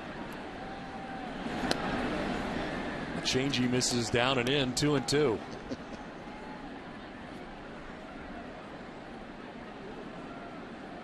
See the mist falling here at Fenway Park. This we can deal with as the Red Sox and Tigers play here into the sixth inning with the Red Sox on top 2-1. Cabrera reaches out and hits this a long way to center field, but Ellsbury's got room as he ducks back to the track to make the catch for the first out of the sixth inning. Let's check back in with Heidi. Well, Don, you may notice this hat I'm wearing to support the home base program. This Sunday is the Run to Home Base here at Fenway Park, and fans are encouraged to come out here for free to Fenway Park and participate. You can support the runners and the veteran and active duty military that will be here. There's going to be a family fun zone, a station where you can put together a care package for the active military. You can take pictures with the World Series trophies, and Louis Tiant and Carlton Fisk will be on hand for pictures and autographs. You can also get free tours of Fenway Park. And did I mention this is all free this Sunday, May 22nd. Gates open at 6 a.m. and the opening ceremonies are going to start at 7:15. I'll be out here, Don. All right, Heidi, thank you very much. Great program, and hope you'll be able to come out on Sunday here to Fenway Park to root on the runners. And it sounds like a lot of other stuff going on as well to partake in on Sunday morning. 70th pitch for Josh Beckett. And the breaking ball drops in there for strike one. Don, you had your chance earlier. I have to wish Heidi a happy birthday also. And there was also singing involved with you before the game, I noticed. I did you sing. like to sing a lot of people happy birthday. You like to sing, period. Yes, I do like to sing, and I sang happy birthday to Heidi. 1-1 is outside, 2-1. Fortunately, my birthday's in December, so you don't have to sing me happy birthday. Well, if you give me the date, I'll call you. I'm good. I'm all set on that, I think. I'll call you about 11:30 at night. That's when you do some of your best singing. 2-1 is missing ball 3.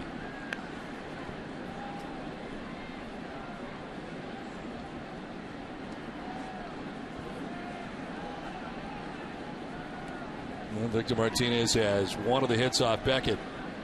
He singled in the second, lined out to right sharply. In the fourth inning, he's made good contact twice, 1 for 2.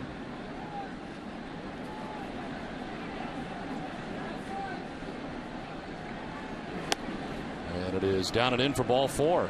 Second walk given up by Beckett. A one-out walk here in the 6th. Well, tonight after our Red Sox coverage, join Jade McCarthy for Ness and Daily, presented by Sun Life Financial. So bringing you complete coverage of Game 3 of the Bruins Lightning Eastern Conference Final going on in Tampa tonight. Plus, could Shaq be back for the Celtics? Find out coming up on Ness and Daily tonight after our Red Sox coverage, only on Nesson. 1 out, 1 on. And Andy Dirks has been very aggressive so far with Josh Beckett. Got an RBI single off him in the 2nd to provide the Tigers with their lone run tonight and fly out to right in the 4th. This one clanks off Veritek as he went to the backhand and knock it down. No advance for Martinez at first. Good break here for the Red Sox. That ball breaking away, getting away, I should say, from Veritek. But I think it's a little bit tough at first base to read just how far that was. And Martinez didn't want to take the chance.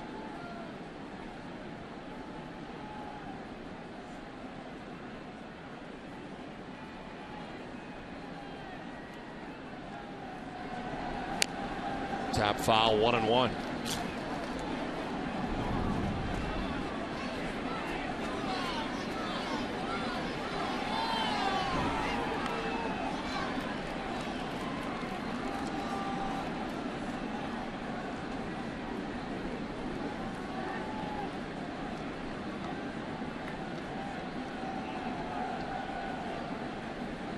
Andy Dirks, 25 years old. 8th round pick in 2008 by the Tigers. Down and in, and it is 2-1.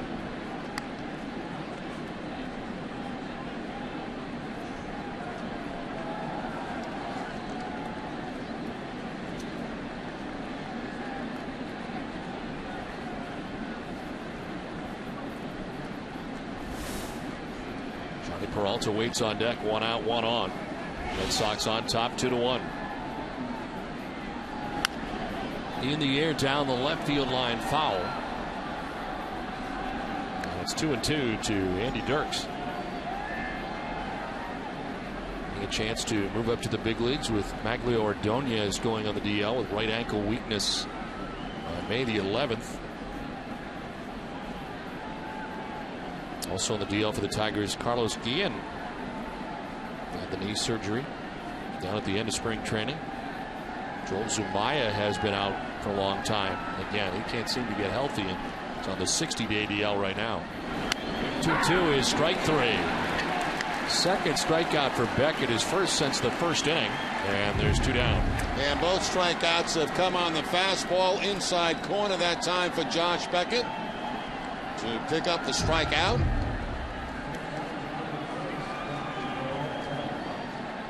We saw Schlereth in last night's game, and he is back up in the pen tonight. First action we've seen out there. Verlander is at 75 pitches through 5. So that's interesting.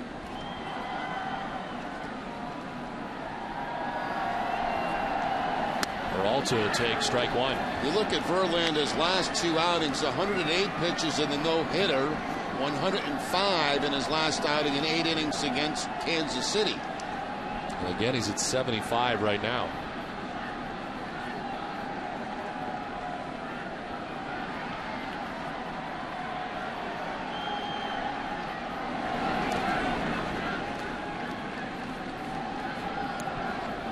They finished the first period in Tampa Bay, and the Bruins have a 1-0 lead. David Krejci scoring for Boston in the first period.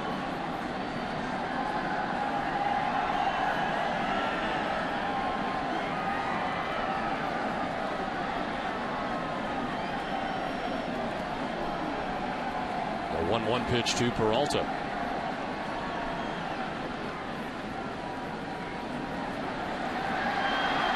Swing and a miss, and it's 1-2. For those of you just tuning in here and checking in between periods, J.D. Drew, the difference in the game. Home run to right. And it put the Red Sox on top 2-1. Drew able to do that against Justin Verlander, and Red Sox have the 1-run advantage with 2 outs here in the top of the 6th inning.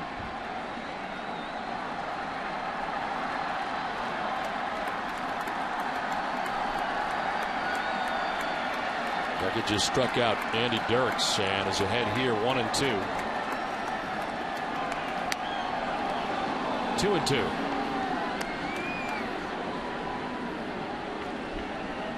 Here's Verlander, who is in the dugout.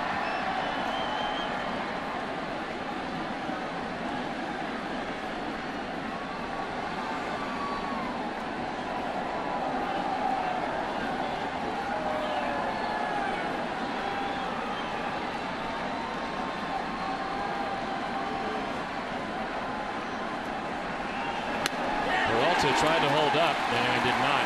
Called third strike. 3 Ks for Beckett, 2 in the inning. 5.5 done, 2-1 Red Sox.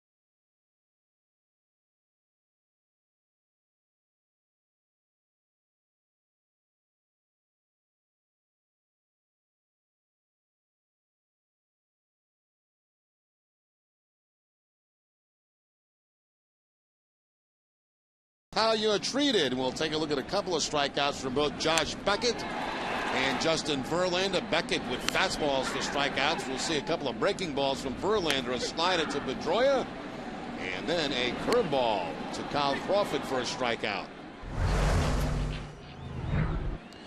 Last half of the 6th inning, as it is 2-1 Red Sox on top as they come to bat here in the 6th.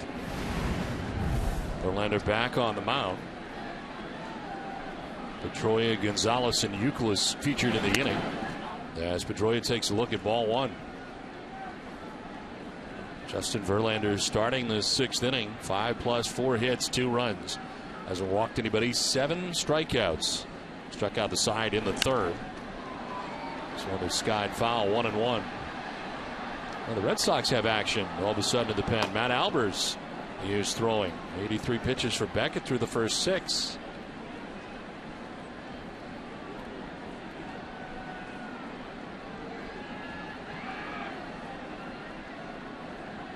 Both pens are busy here.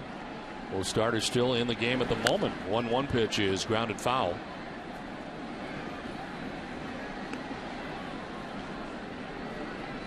Pedroia is fly to right and struck out looking 0 for 2.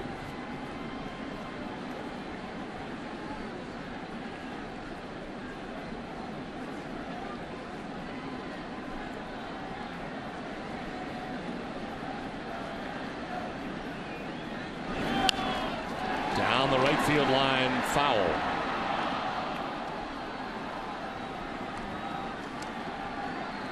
Arbor Coat exterior stain by Benjamin Moore. Revolutionary waterborne stain that outperforms the best oil-based stains on the market. Find Arbor Coat at your local Benjamin Moore retailer. As you pointed out, you really need that right now. Yes, I tell you what, this has been good for the grass. The grass is nice and green, but you really need that Benjamin Moore Abacote State. 1-2 is to third. Inge to his left. Throws out Pedroia, 1 down. Dustin 0 for 3 in the game against Verlander.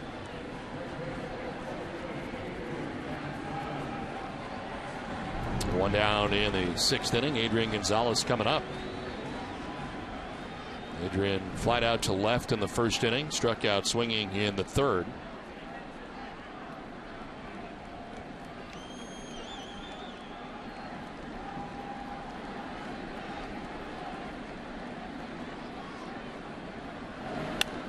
Fights this one off foul, off and to the left. Tigers will be traveling after the game. They go to Pittsburgh to take on the Pirates. Interleague play starting up again tomorrow. And of course the Red Sox welcoming the Cubs. It's been a strange week as everybody's got 2-game series. Baltimore in for 2, Tigers in for their only 2. There's a high fly ball to center field. Austin Jackson making his way in, the wind bringing it back, and there's out number 2. For every Red Sox game that goes into extra innings where the Red Sox get a save, CVS Pharmacy will donate $500 to Children's Hospital Boston. CVS Pharmacy is the official pharmacy of the Boston Red Sox. 2 outs in the 6th. And here is Kevin Youkilis, who has singled and scored and struck out swinging.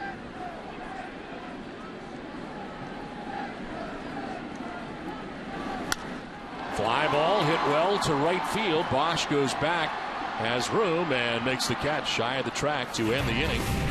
We have played 6 from Fenway. Red Sox lead it 2-1.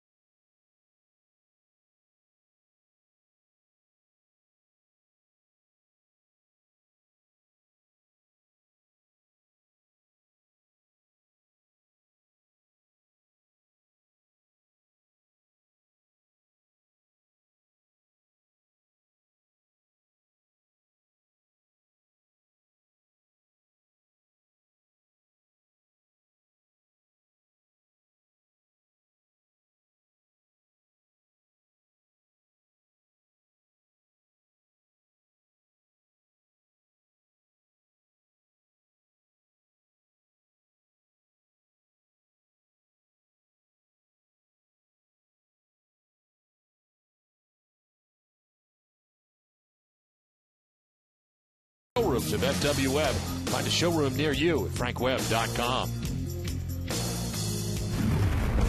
2-1 Red Sox on top of the Tigers as we head to the top half of the 7th inning. And a bit of a surprise here as this call to the bullpen is brought to you by New England Ford dealers. Josh Beckett leaving after 6 innings and 83 pitches. As the end of the game is Matt Albers. His 12th appearance of the year, 0-1 with a 1.65 ERA. 16 in the 3rd innings, and he has struck out 16 along the way. Opponents hitting at 203. Beckett able to strike out Dirks and Peralta to end the 6th inning, and the final 2 batters he faced, and we didn't seem to notice anything at the time. No, not at all. Both guys going down by the fastball, and Beckett going off the mound at the end of 6 innings and not returning for the 7th, which is a little bit surprising. The pitch count was not very high. 83 pitches, as you can see. The pitching line brought to you by Ace Ticket. 6 innings for Josh, 5 hits, only the 1 earned run. 3 strikeouts, couple of walks, 52 strikes out of 83 pitches. Alex Avila leading it off here for the Tigers, and there is strike 1. Avila had 2 hits against Josh Beckett. Single to right, single to left. 2 of the 5 hits allowed by Beckett is 6 innings of work.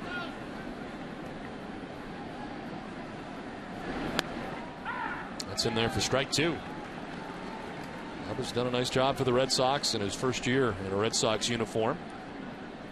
Leads the bullpen with a 1.65 ERA.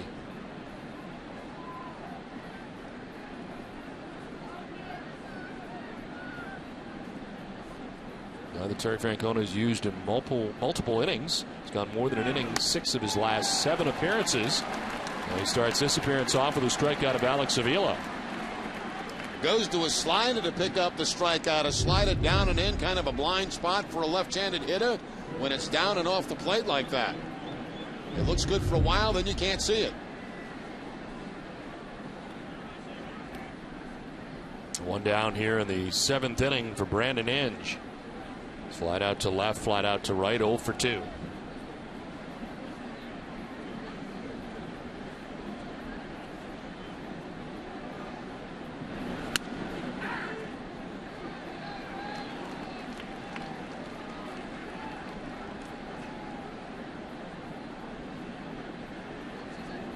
Batters hitting only at .203 against Matt Albers.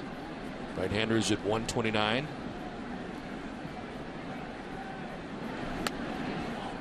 There's ball 1, 1-1.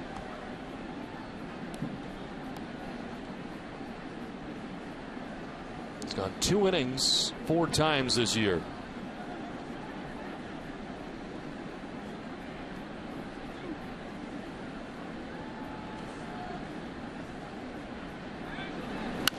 In the air to short right. Drew coming in, and that's going to fall in for a base hit in front of him. Inge is aboard with a 1-out single. A little inside out swing that time from Brandon Inge. Just drops it right in front of J.D. Drew out there in right field. Fastball out over the plate, but the opposite field stroke that time by Inge. And he picks up the base hit with 1 out here in the 7th.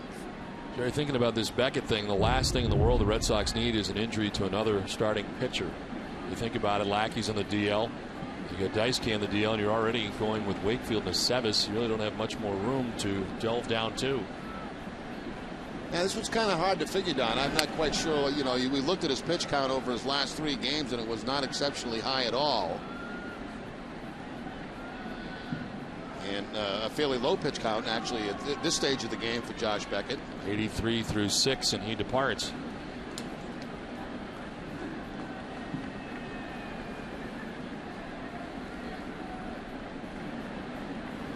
.1-0 to Austin Jackson. And it's outside, 2-0. We'll certainly know more when we head down to the press conference after the game.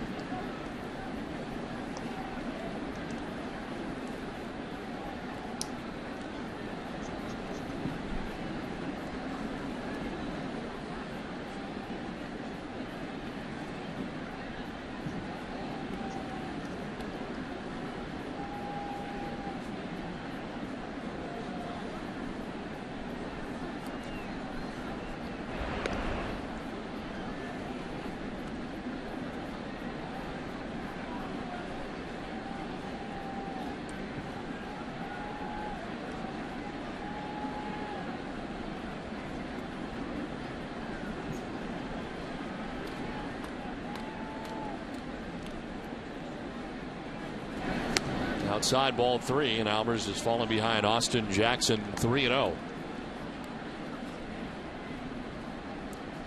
Albers struck out Avila to begin the inning. Inge gets a base hit to right, and now Austin Jackson ahead 3-0.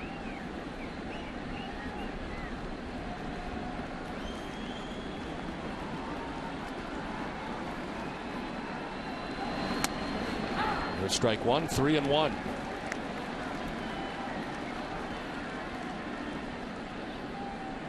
Albers' last work in New York 5 days ago. Yankee Stadium going 2 innings, 2 hits, no runs, walked a batter, struck out 2. And here he is tonight working the 7th inning with 1 out and 1 on. Jackson with a hack at the 3-1 full count. Upstairs with the fastball this time from Albers. Gets the swing and miss from Jackson.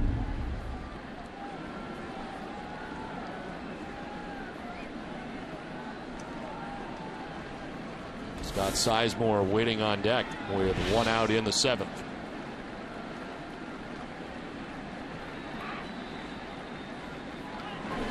Runner goes, and it's a fly ball to center. Ellsbury moving over to make the catch. Back to first goes in, 2 down. Beth Israel Deaconess Medical Center, the official hospital of the Boston Red Sox, is asking, what do you know about keeping bones and joints strong? Step up to the plate and take their 9-inning quiz at bidmc.org/healthyis.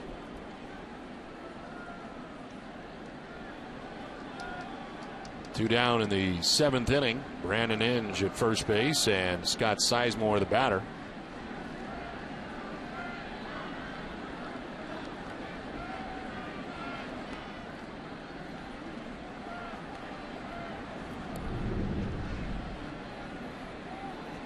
Sizemore reached on an error in the 1st inning, flied out in the 3rd, and then flied out again in the 5th.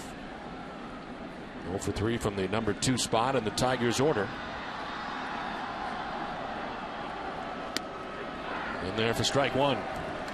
Even though the Tigers, excuse me, Don, don't run very much, if we look at Okajima loosening for the Red Sox, I wouldn't be at all surprised to see Inge maybe try it here with 2 outs.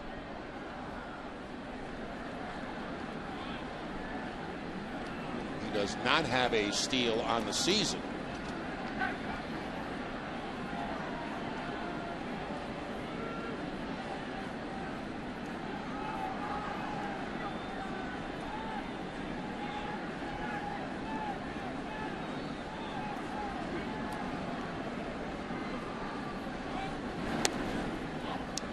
It's 1-1. This is the area of the game that is now kind of interesting without Jenks and Wheeler in the bullpen for the Red Sox. Kind of wonder which way Terry Francona is going to go in this 7th inning. He started with Albers here. And as you saw, Okajima warming up currently.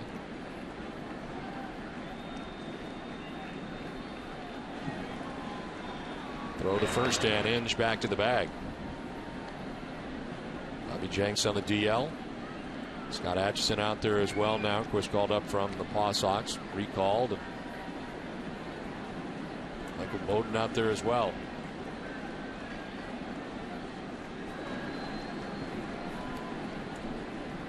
A 1-1 pitch.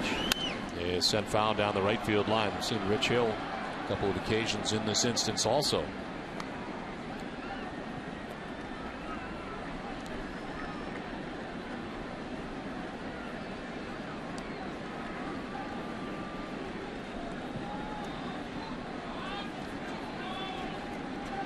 Ball 2 strikes, 2 down in the 7th. Brandon Inge at first base, held on by Adrian Gonzalez.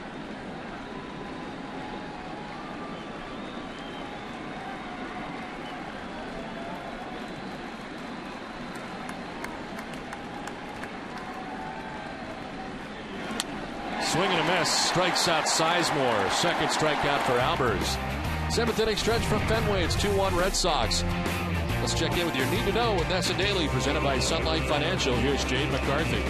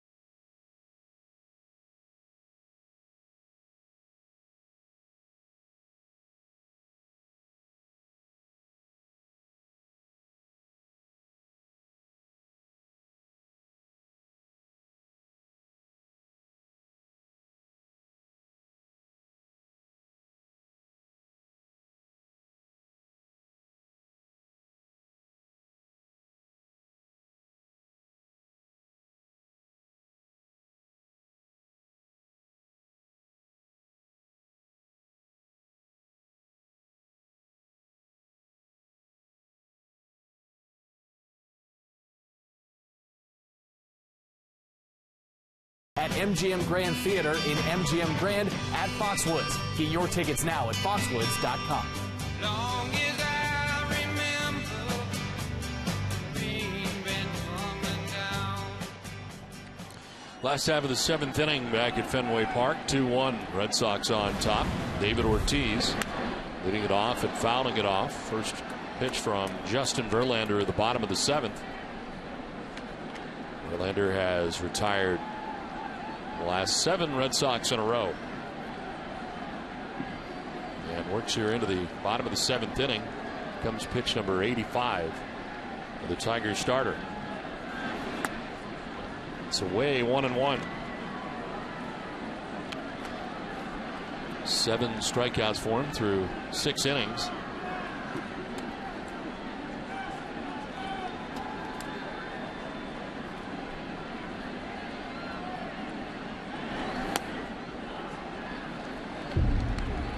Look at the lines for both pitchers through 6 innings, and Josh Beckett had thrown 83. Verlander 83 as well through 6.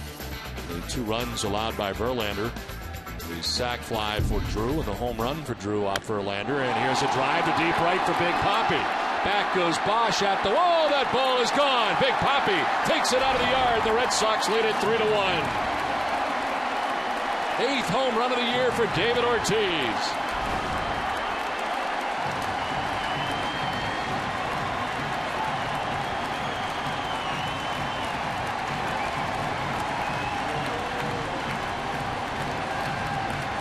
David Ortiz got a changeup, and he did not miss it. A changeup that stays up in the zone just a little bit for Verlander, and David Ortiz hits it a long way. Second home run in his career off Verlander.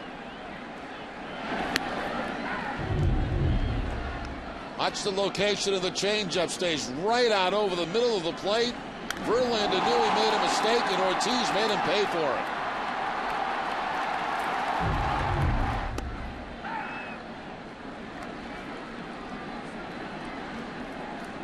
Fourth home run in the last 8 games for Big Papi as the Red Sox take a 2-run lead. 2 solo home runs. Drew in the 4th, Ortiz here in the 7th. And Drew with a swing and a miss strikes out this time. Verlander makes quick work of him. 8 Ks now for Verlander.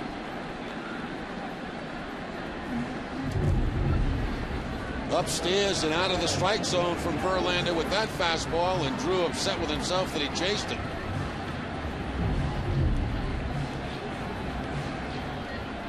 One down here in the 7th inning. Action in the Red Sox pen. Daniel Bard getting ready for the 8th.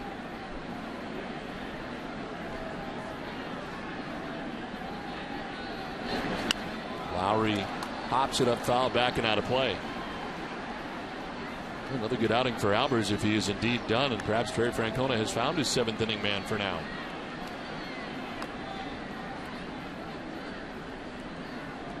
Jed Lowry 0 for 2 in the game. He struck out in the 2nd, grounded out in the 4th. Albers giving up a hit, had 2 strikeouts, faced 4 batters in the 7th inning, made pretty quick work of the Tigers. And 0-1. Over the inside corner for strike 2.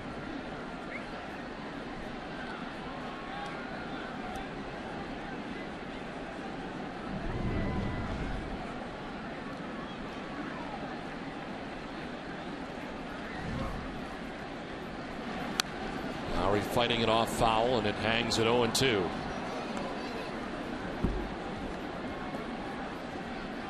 Boston Red Sox baseball on NESN is brought to you in part by Eastern Bank, awarded highest customer satisfaction in retail banking in the New England region 2 years in a row by J.D. Power and Associates.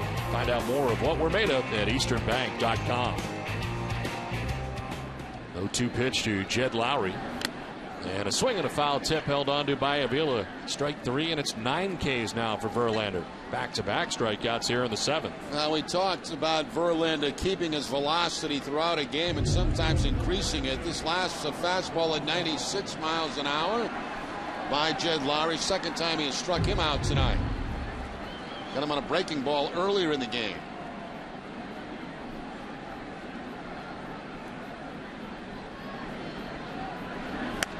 This one is outside, and it is 1-0 to Carl Crawford.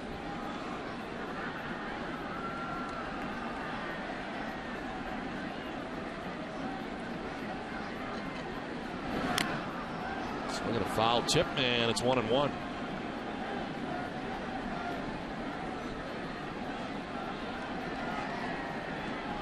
Verlander's retired 9 of the last 10, but in there is a David Ortiz solo home run. That'll miss inside, and it is 2-1. Still throwing hard, 97 miles an hour. 97 pitches in his outing. As he gets close to that 100 pitch mark, velocity is still up there. This one is on the ground and a fair ball. Down towards the left field corner. Dirks over to play it as Crawford will throw the brakes on, and he'll hold on here with a 2-out single. A little fastball, and Crawford keeps it fair down that third baseline. Yeah, Crawford right down the third baseline and a fastball away. Kind of an inside-out swing there by Crawford as he drives it. Good hustle by Dirks to get over and get it back in and hold Crawford to the single. Let's see if Kyle tries to get into scoring position with 2 outs.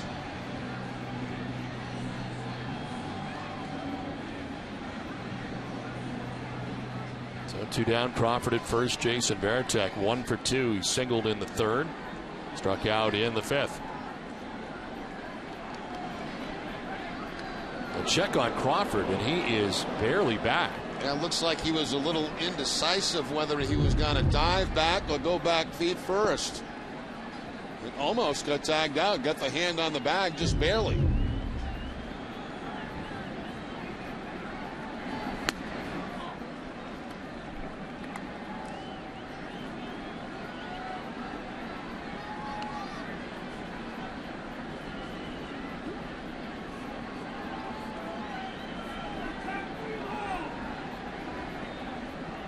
Another throw over, and again close, but able to dive back this time.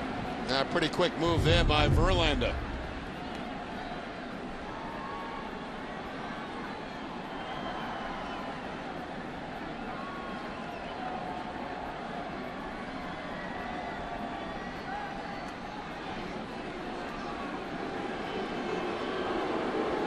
Another look on the Sox Mo, that super slow motion.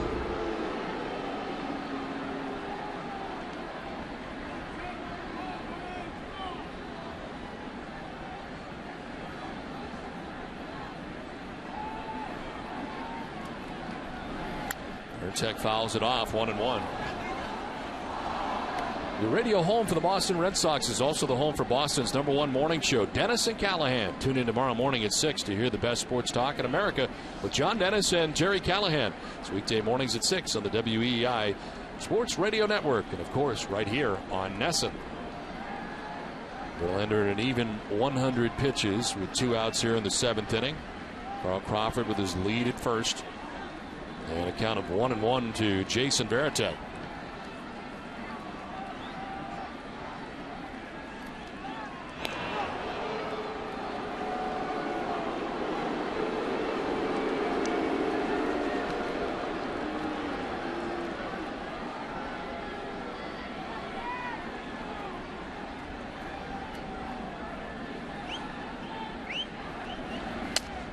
It's up high, and it's 2-1.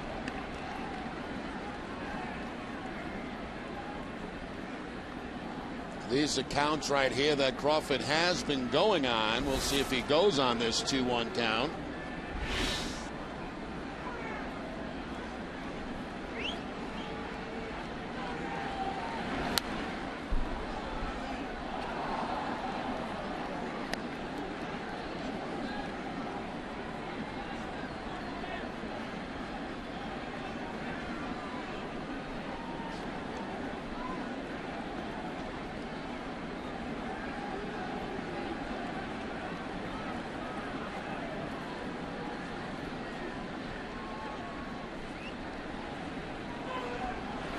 Two is fouled off.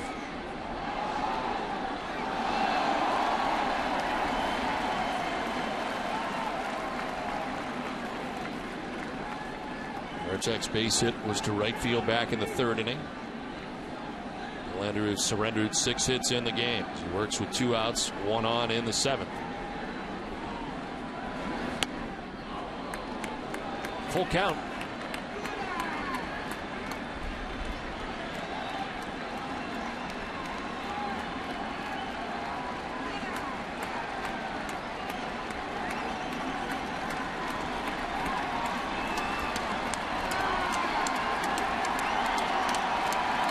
Three-two pitch to Veritek.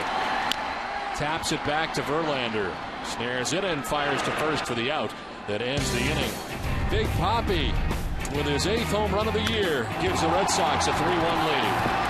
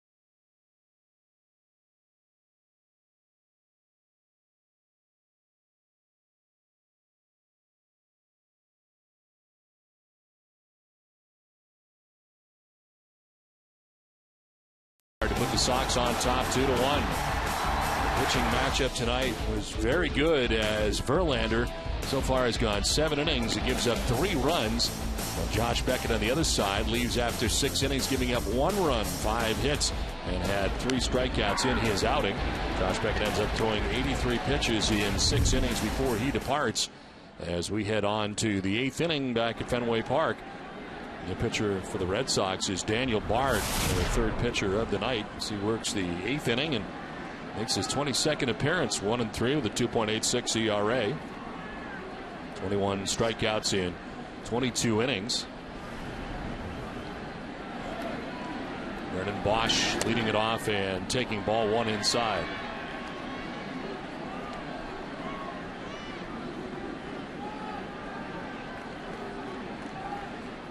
Bosch is 0 for 3. He's grounded into a double play, flied out to right, grounded out to second base.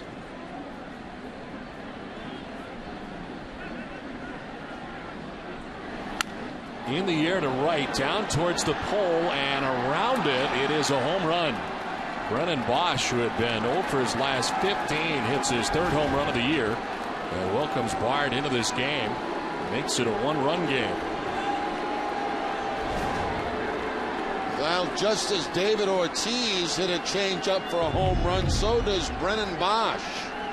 He gets a changeup right there from Daniel Bard and takes it on a line right down that right field line.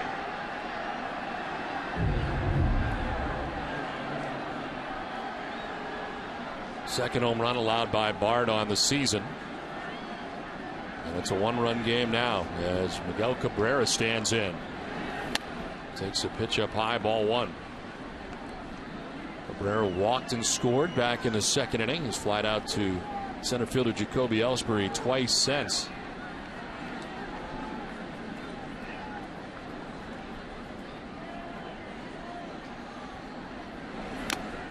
Swinging a foul tip into the catcher's mitt, 1-1.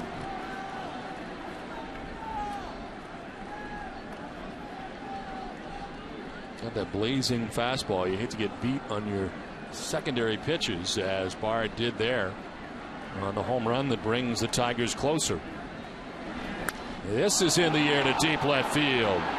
And this is into the monster seats. Tie game. Back-to-back home runs for the Tigers, Bosch and then Cabrera, and it's 3-3.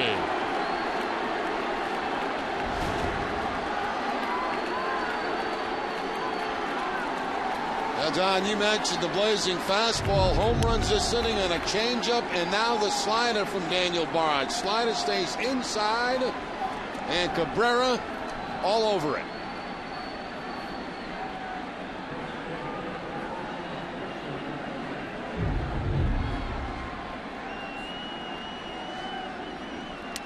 Eighth home run of the year for Cabrera.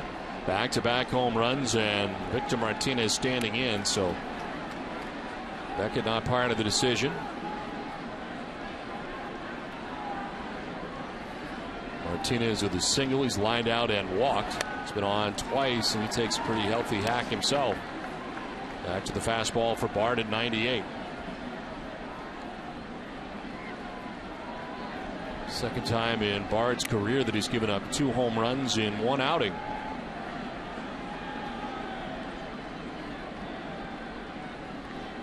August 9th against the Yankees, 2009 was the last time this one fouled off. Well, immediately following the game tonight, stay with us for WB Mason's Extra Innings Live with TC, Peter, and Heidi. Don't miss the breakdown of Josh Beckett's outing tonight. Plus, you'll hear from both the starter and the manager in our From the Press Room segment.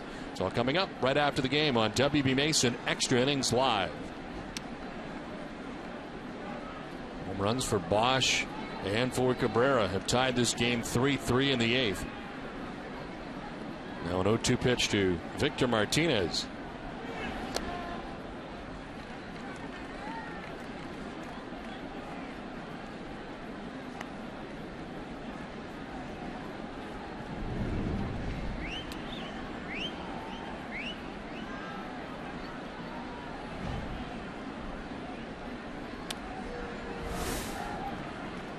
Andy Dirks waiting on deck. Still nobody out here in the Tigers' 8th.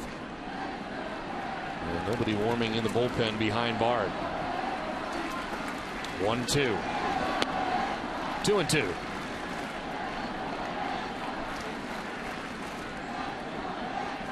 This was all lined up the way Terry Francona was envisioning it. Get to the 8th inning for Bard with a 2-run lead, and very quickly hands it back to the Tigers. With solo home runs back-to-back here in the 8th.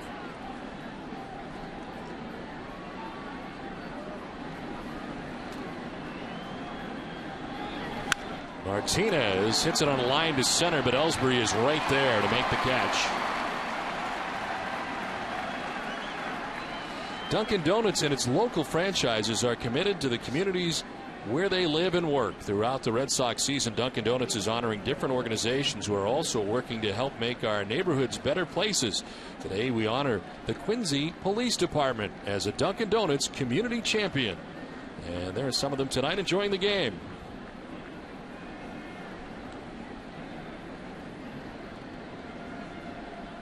One out in the 8th inning for Andy Dirks.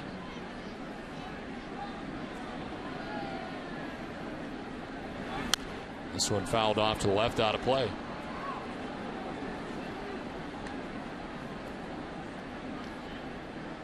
Dirks with a single in the second inning, flied out to right in the 4th. Struck out looking in the 6th inning.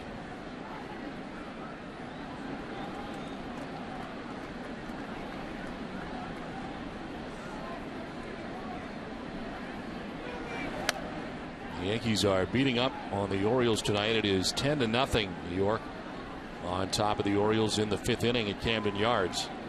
The Yankees winning in 15 innings last night.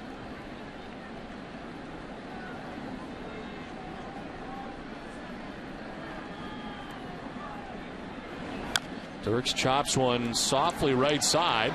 Bard will cover, and they just do get the out. Bard did not leave initially, but then he looked up and saw both Gonzalez and Pedroia chasing after that ball, so he gets over, and they just get Dirks. A nice little shuffle pass there from Gonzalez to Daniel Bard, who's doing his job. Daniel Bard, little hesitation, but then gets over, has to really hustle now. And does he get the bag? Yes, he does. He gets the bag just before Dirks gets there. How about that feed from Gonzalez? Take a look at this again. Yeah, I looked at it again, and I'm not quite so sure. I wasn't going to say anything, but now that you bring it up. Swing and a miss for Johnny Peralta. Surprised there wasn't more of a discussion at first base on that play. Right there, clearly looks like the base runner had beat it.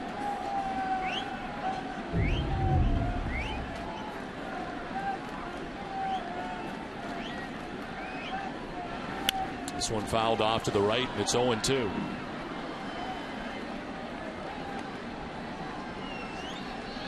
Peralta has flied out to center, grounded out to short, and struck out swinging.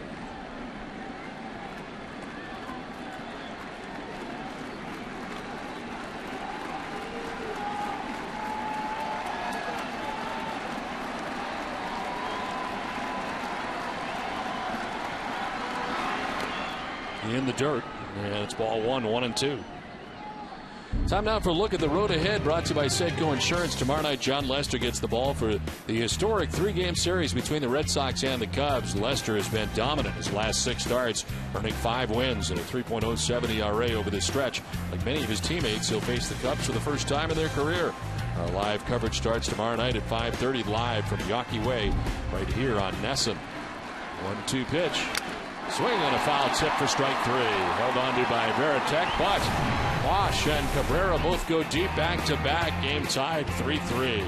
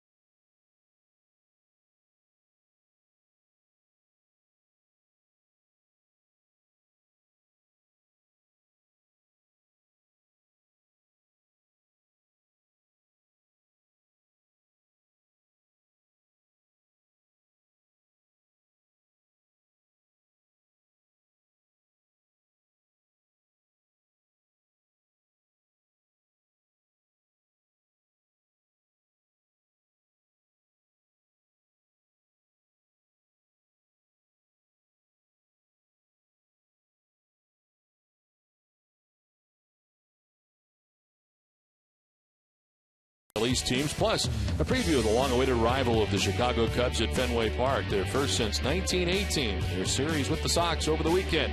It's all coming up after the game, only on Nesson. Well, back-to-back home runs allowed by Daniel Bard in the top half of the 8th inning. Now both of them coming on off-speed pitches. First a changeup to Bosch that stays inside, that he lines for a home run. Then a slider that stays inside to Cabrera. kind of a mislocation on both those pitches for Daniel Bond, and all of a sudden you've got a 3-3 ball game. So Jacoby Ellsbury coming up here to begin things in the bottom of the 8th inning. Jonathan Papelbon warming up in the pen.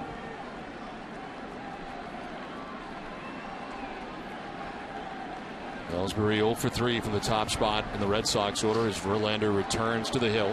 105 pitches deep into his outing.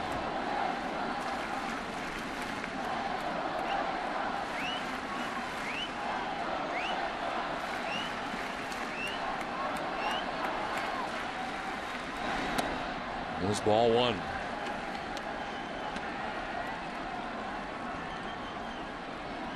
Ellsbury, Pedroia, Gonzalez, anybody gets on, Youkilis will have a chance here in the 8th.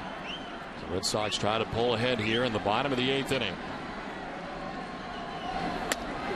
There is strike 1.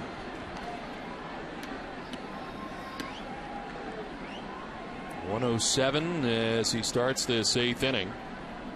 Averages 114 and as high as 127.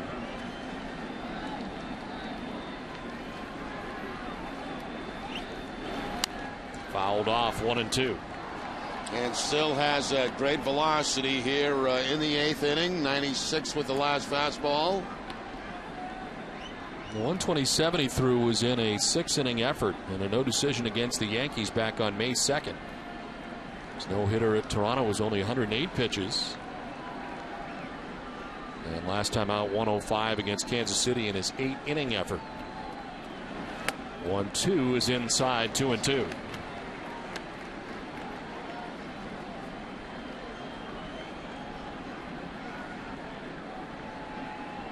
Nobody warming in the pen behind him at the moment.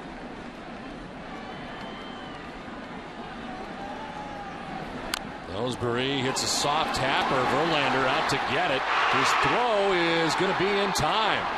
Cabrera kept his foot on the bag long enough, apparently. It looked like it may have pulled him off. It did in the end, but had enough of it to get the out. Yeah, no argument from the Red Sox. So apparently Cabrera did have contact with that first base bag. There's the throw that's going to pull him off a little bit, but apparently he had that foot on the bag long enough. I don't know.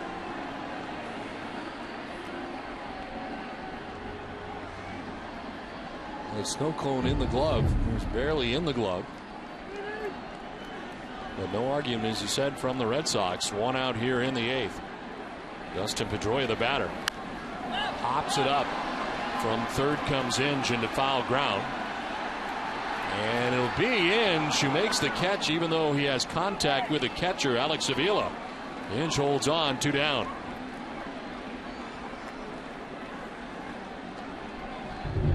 Now both Avila and Inge going hard after this one. You can see Inge calling for it, but apparently Avila did not hear him. And Brandon Inge makes the catch and a little tap for his catcher after that. Inge knows what that's like because he's done some catching. 2 down in the 8th. And Adrian Gonzalez coming up. He is 0 for 3 tonight against Justin Verlander. Flying out to left in the first, striking out in the third, and then flying out to center field in the 6th.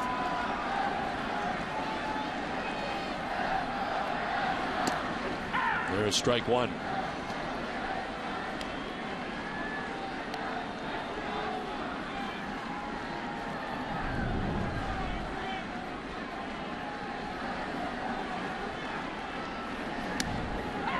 There for strike 2. Back-to-back breaking balls to start off Adrian Gonzalez.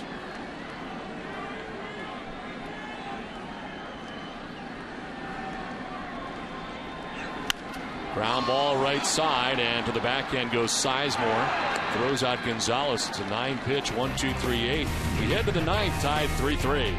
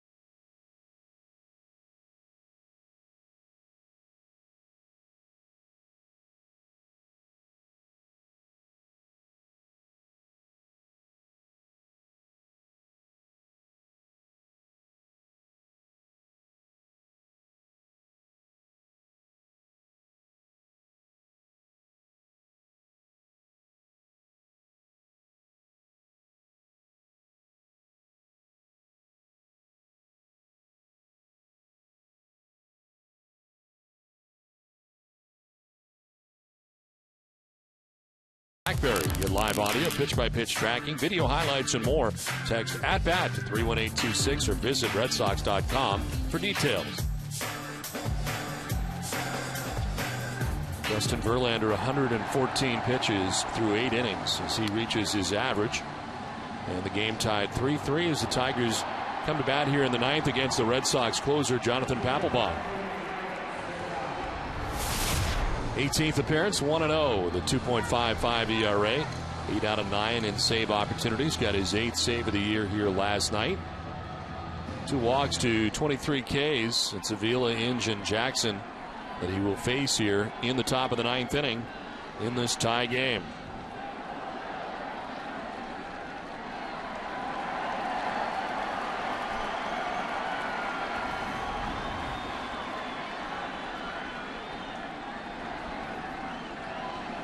Avila singling in the 2nd, in the 5th, and then striking out in the 7th.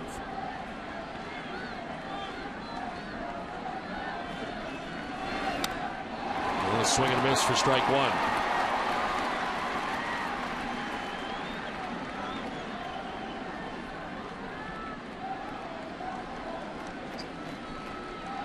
Double-barreled action for the Tigers. Al Albuquerque we saw last night, and Jose Valverde getting ready in the pen.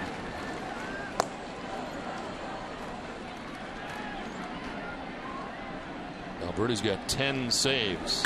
This is back off Papelbon's leg. He picks it up and flips to first. Looked like it hit that back leg and made solid contact. Yeah, that was solid contact. You can hear it from here.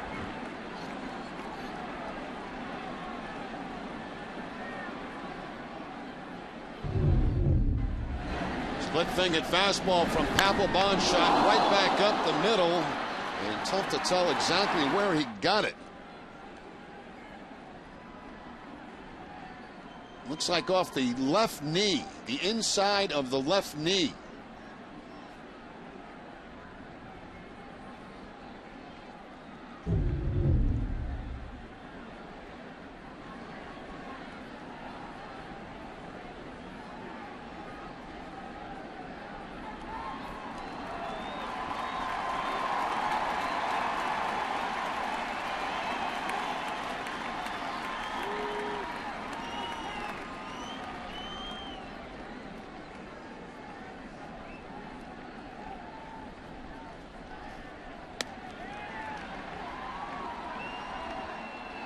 Let's send it down to Heidi. Well, Don, Josh Beckett left the game after throwing just 83 pitches. Apparently, he was experiencing some neck tightness. We'll, of course, have more for you after the game in Extra Innings Final. Don? All right, Heidi, thank you very much. Wondering why Beckett left after 83 pitches. Now we know, and we'll learn more later as Terry Francona heads off the field here, and Jonathan Papelbon gets the first out of the inning. Painfully. As Brandon Inge now stands in on the right side.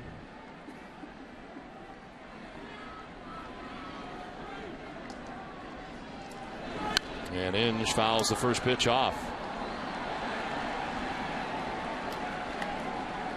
Flied out to left in the 2nd, flied out to right in the 5th, and then singled in the 7th. Nice grab by a fan.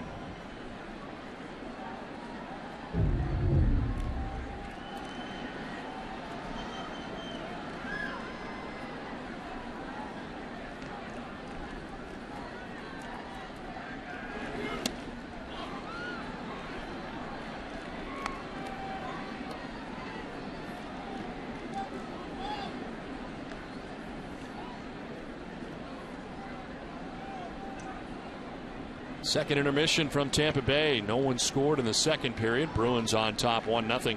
The end of 2. In there for strike 2. Papelbon goes with the slider to pick up the 2nd strike against Brandon Inge. Right at the bottom of the strike zone.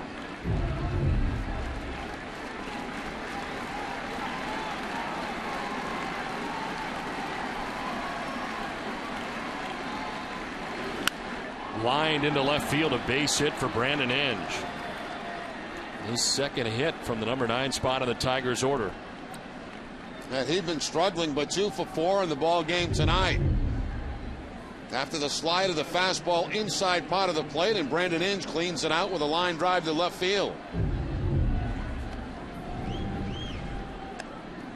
8-9 men for the Tigers. Both have 2 hits. Alex Avila and Brandon Inge. They have 4 of the 9 Tigers hits. 1 out, 1 on. Austin Jackson, who had a base hit of his own back in the 5th. 1 for 4 night. The Tigers center fielder.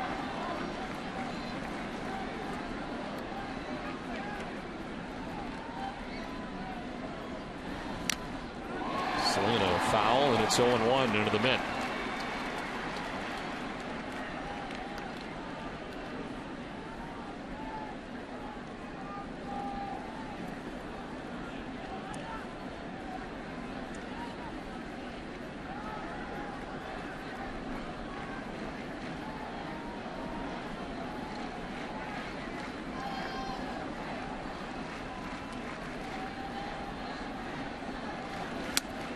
Late on that, 97, 0-2.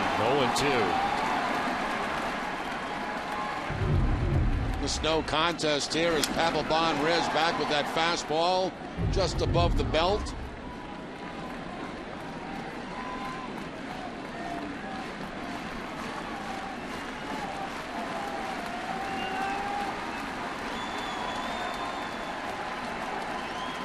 No 2 pitch from Papelbon.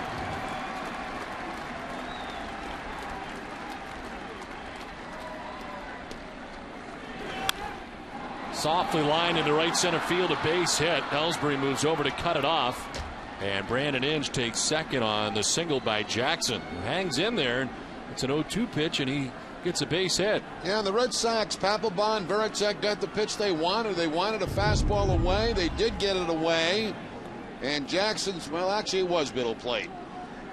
Jackson takes it to the opposite field for the base hit. So 2 on, 1 out. And here's Scott Sizemore. 0 for 4 night for Sizemore. He did reach on an error back in the first inning, but since then 2 flyouts and a strikeout. And he takes ball 1.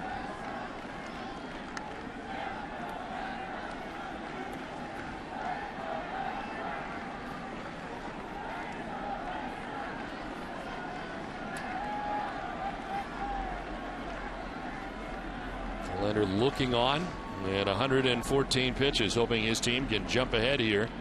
They can bring in Valverde. The 1-0. It's up high, 2-0.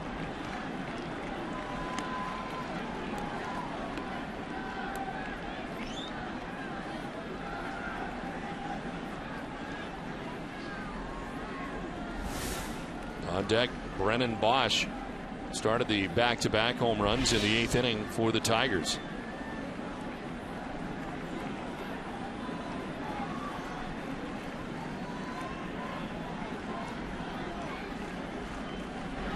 Swing and a miss, 2-1.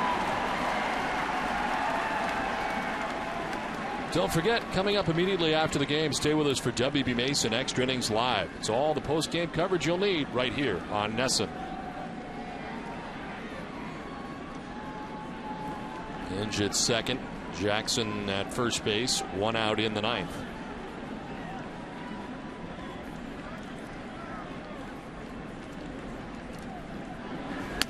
Inside, 3-1.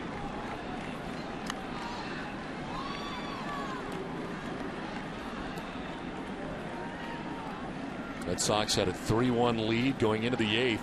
Tigers with back-to-back home runs have tied the game and now threaten here in the top of the 9th.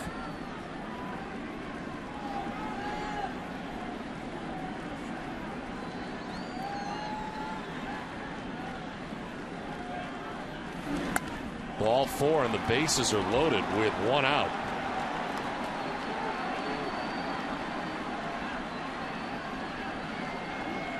Ever since Papelbon got hit with that comebacker to begin the inning, he got that out, but since then, back-to-back base hits and a walk to load the bases. Nobody warming in the pen at the moment. Brennan Bosch is 1 for 4, but the one is a big one. Home run down the right field line. Snapped an 0 for 15 stretch.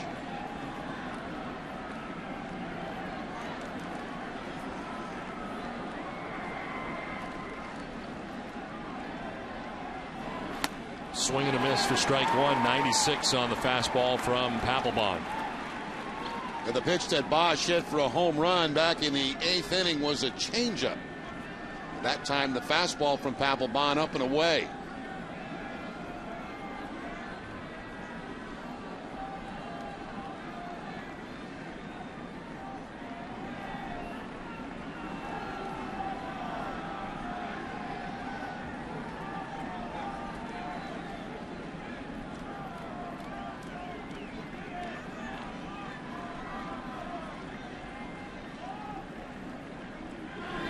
Swing and a miss. Up again, and it's 0-2.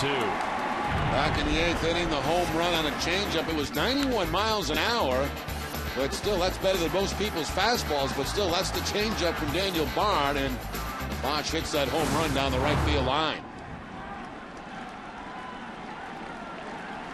Bases loaded, 1-out jam here for Papelbon in the 9th.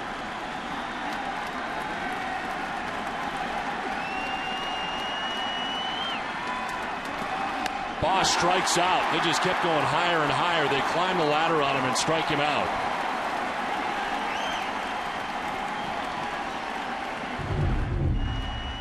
This time up about 1 high. And no contact by Bosch with the bases loaded. Now Miguel Cabrera with a chance. Walk in the 2nd, flied out in the 3rd, again in the 6th, and then he hit a home run, a solo shot into the monster seats in the 8th that has tied this game 3-3. Now he can put the Tigers on top.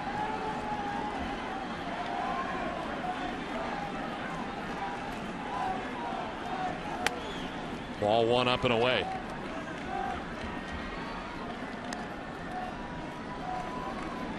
His career against Papelbon, 2 for 7.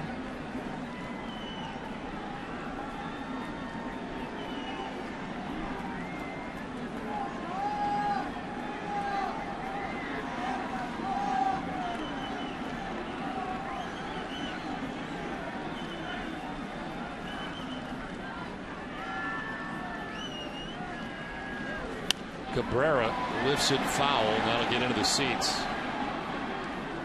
Now Papelbon that time really got the fastball in on the hands of Miguel Cabrera. And Cabrera fouling it off. They wanted to go inside. They did get inside. No room to extend for Cabrera.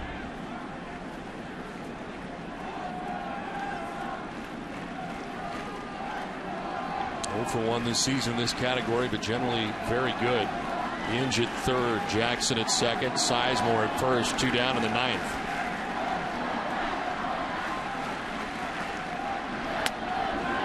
Two and 1.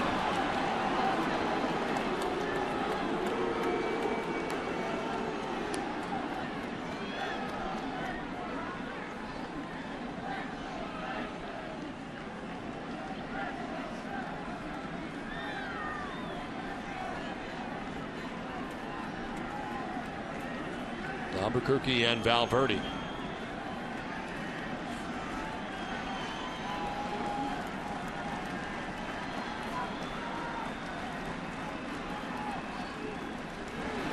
Swing and a miss. Elevated at 96, and Cabrera couldn't catch up. 2-2.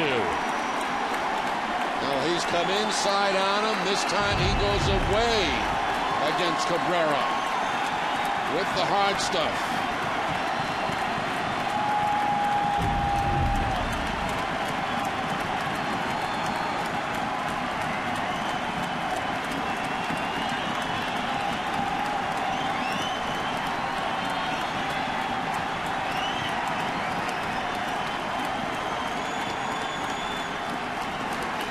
Cabrera fouls it off. Do it again, 2-2.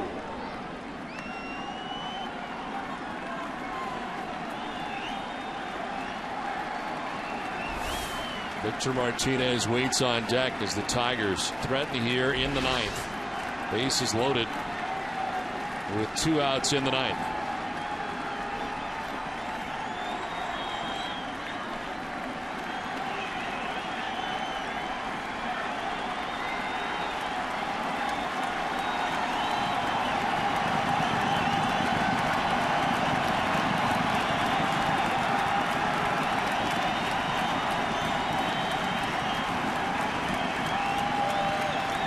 Bond's got the sign. Here comes the 2-2.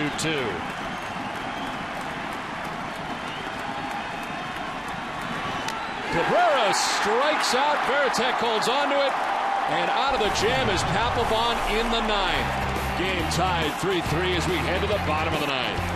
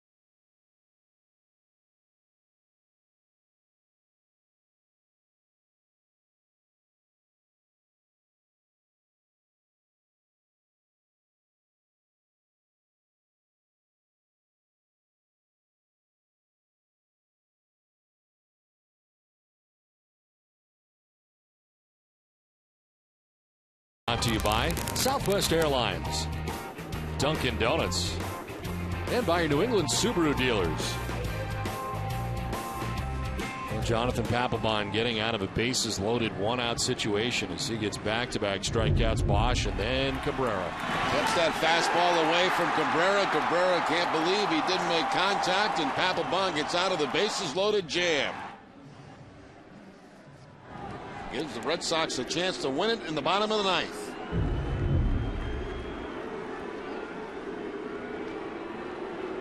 Kevin Youkilis to lead it off against the new pitcher for the Tigers after 8 innings from Justin Verlander. Youkilis takes strike one from Al Albuquerque. We saw in last night's game. His 12th appearance, no record, 3.38 ERA. He's worked in 13 1/3, has 23 strikeouts. As Youkilis takes ball one.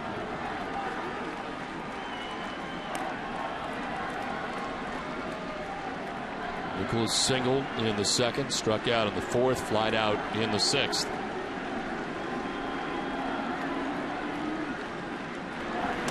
Tried to hold up, but it's strike two.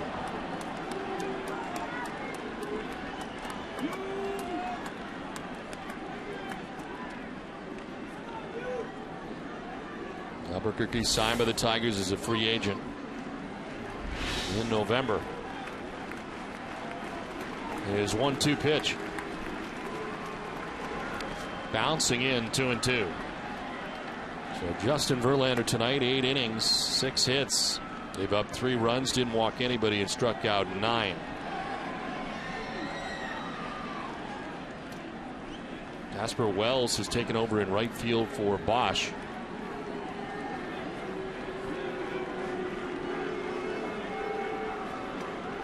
Bosch, who struck out for the second out of the ninth. 2-2 is fouled back into the seats. Action in the Red Sox pen as Hideki Kojima warms up. St. Albers, Bard, and Papelbon so far out of the pen after 6 innings from Josh Beckett, who left after 83 pitches with neck tightness.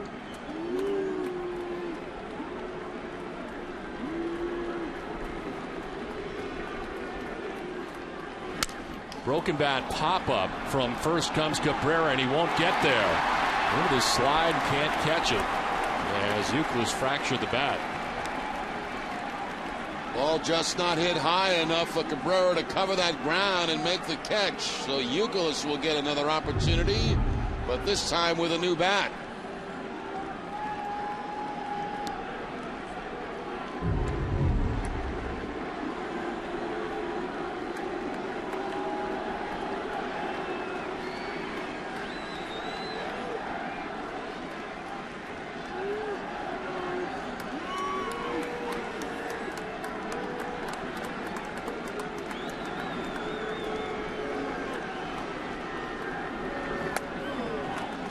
Full count, 3-2.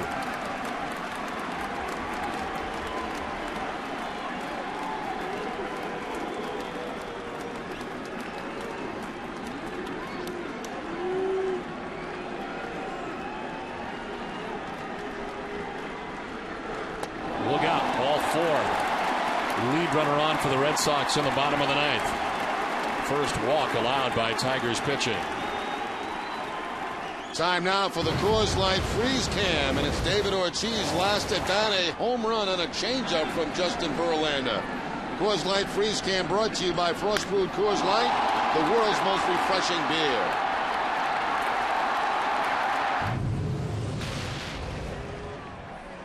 Lead runner on in the bottom of the ninth inning as David Ortiz comes up.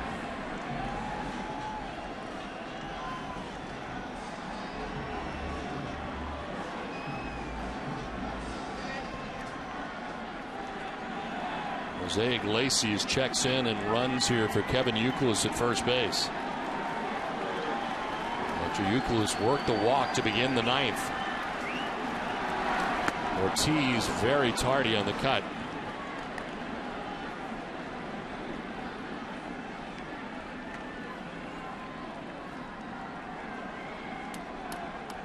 David singled in the second, flied out in the fourth, hit a solo home run in the seventh.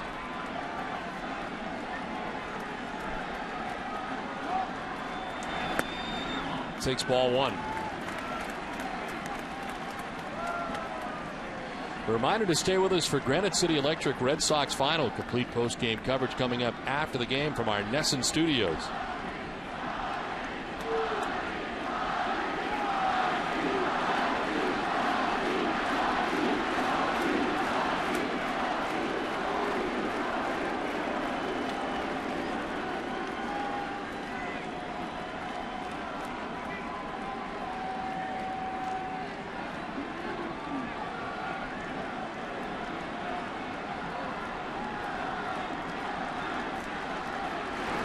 Ortiz sends it into right center field, a base hit. Iglesias is headed for third.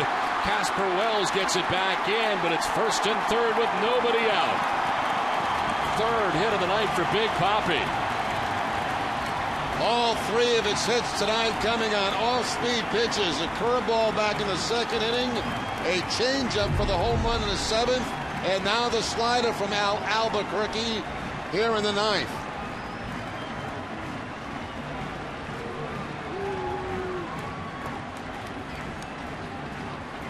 Iglesias easily going into third base. Ortiz waving him on himself. Go to third.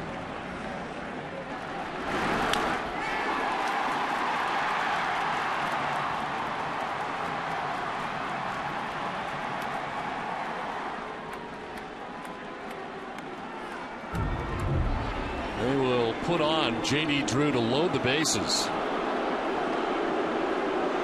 They'll take their chances with Jed Lowry. And that'll bring the outfield in and the infield in.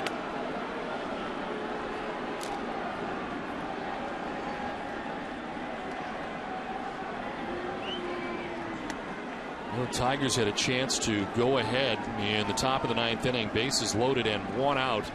They couldn't do it. Papelbon struck out back-to-back hitters. Now the Red Sox have a chance of their own in the bottom half to win it, with the bases loaded and nobody out. And Jed Lowry is coming up.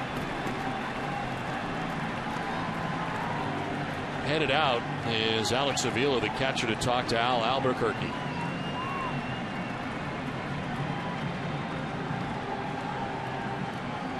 Infield in, outfield is in. They are straight away, but shallow for Jed Lowry, who does not have a hit tonight. Lowry has struck out twice and grounded out. Lowry be looking for something that he can lift in the air and lift in the air deep.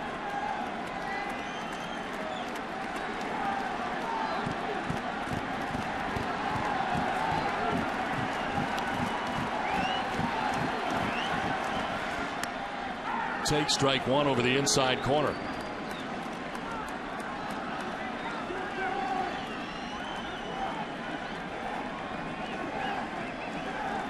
Red Sox trying to win it on a night when they had to deal with Justin Verlander for 8 innings.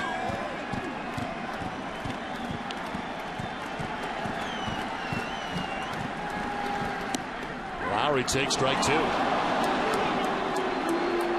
Both pitches inside to Jed Lowry, too. The breaking ball on the first pitch, the fastball on the second pitch.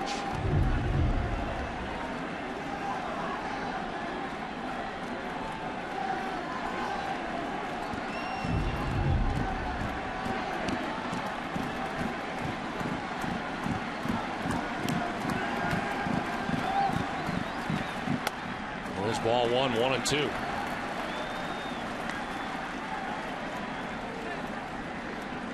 Buckley's working a walk to be in the 9th inning. Iglesias runs for him. Ortiz singles. And they intentionally walk J.D. Drew to load the bases with nobody out. The 1-2 pitch. Lowry cranks it foul. Once again, Albuquerque stays inside with that slider. And out in front of it was Jed Lowry. Good job fouling off a very difficult pitch.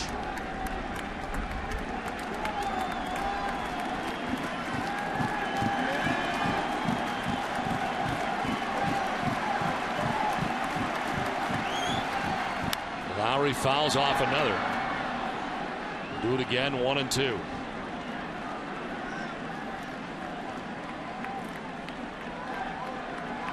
Red Sox have won their last 5 straight, and a chance to make it 6 right here with the bases loaded, nobody out in the 9th.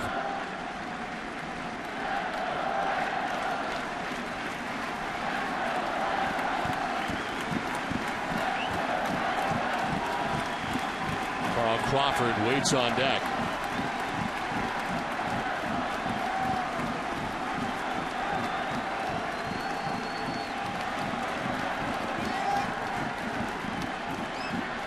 Lowry hits a foul ball. He got jammed again and just kind of flips it foul.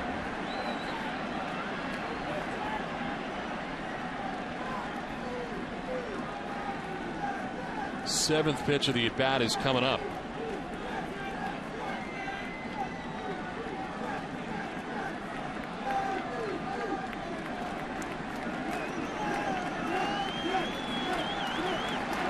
Jose Iglesias at third base. The 1-2 pitch. Lowry fouls it back. 94 from Albuquerque.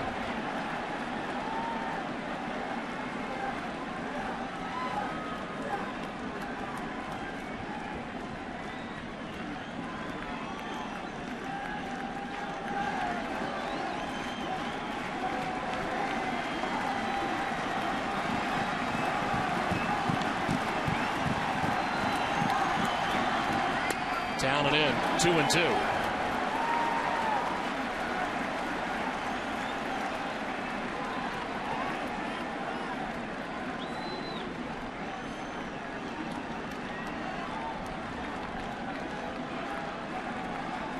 Winning run 90 feet away as Lowry gets back in with a count of 2-2. Lowry grounds it foul. Out ahead again. A slider and a lot of him in this sequence from Albuquerque. Yeah, fouling off an awful lot of pitches in this at-bat against Albuquerque. This at-bat extends into double figures. This is the 10th of the at-bat that Lowry will see.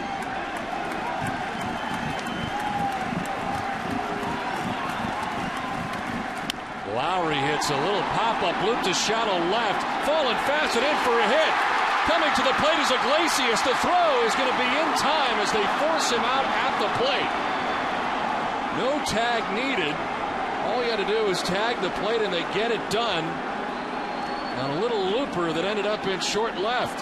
Yeah, there's really nothing Iglesias could do on that. That's the advantage of pulling the infield in. He had to hang there in case that ball was caught. Once it's dropped in, you can see he doesn't have a big lead at all. He couldn't get one. And the throw comes home, and they get the force out at home plate. So you've got a 7-2 right there. There's nothing at all Iglesias could do on that. That's one of the reasons you pull that infield in.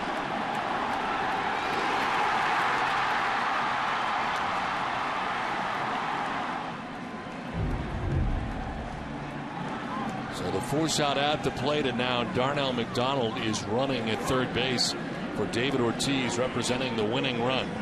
With now one out here in the ninth.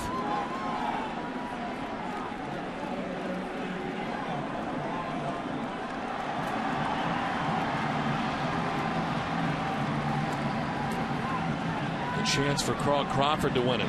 He's had a flair for the dramatic, especially at home.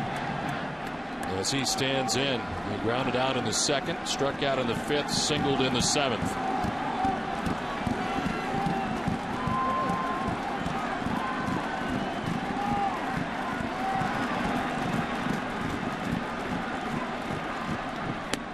Takes ball one.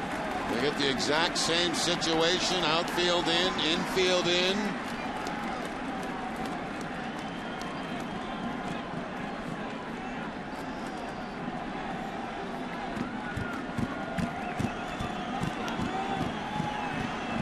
The 1-0. Crawford down the line at first, but foul.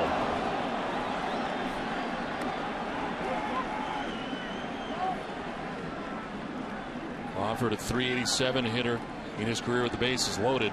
With the Red Sox, he has gone 0 for 2 in this situation. And now he's only worried about Darnell McDonald, who's 90 feet away. The 1-1 pitch. To center field. Jackson going back. It's over his head. Carl Crawford has done it again. A flair for the dramatic as he walks off with his teammates. The Red Sox win it 4-3.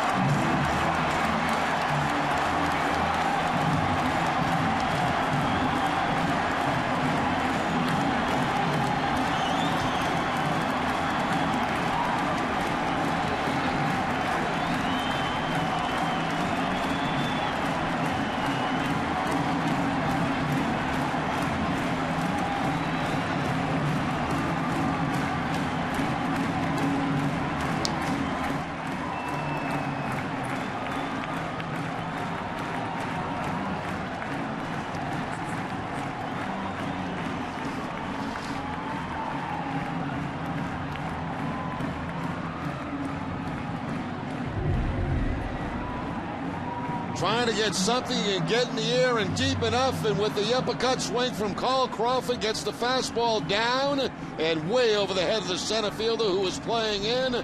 Crawford with the walk-off base hit.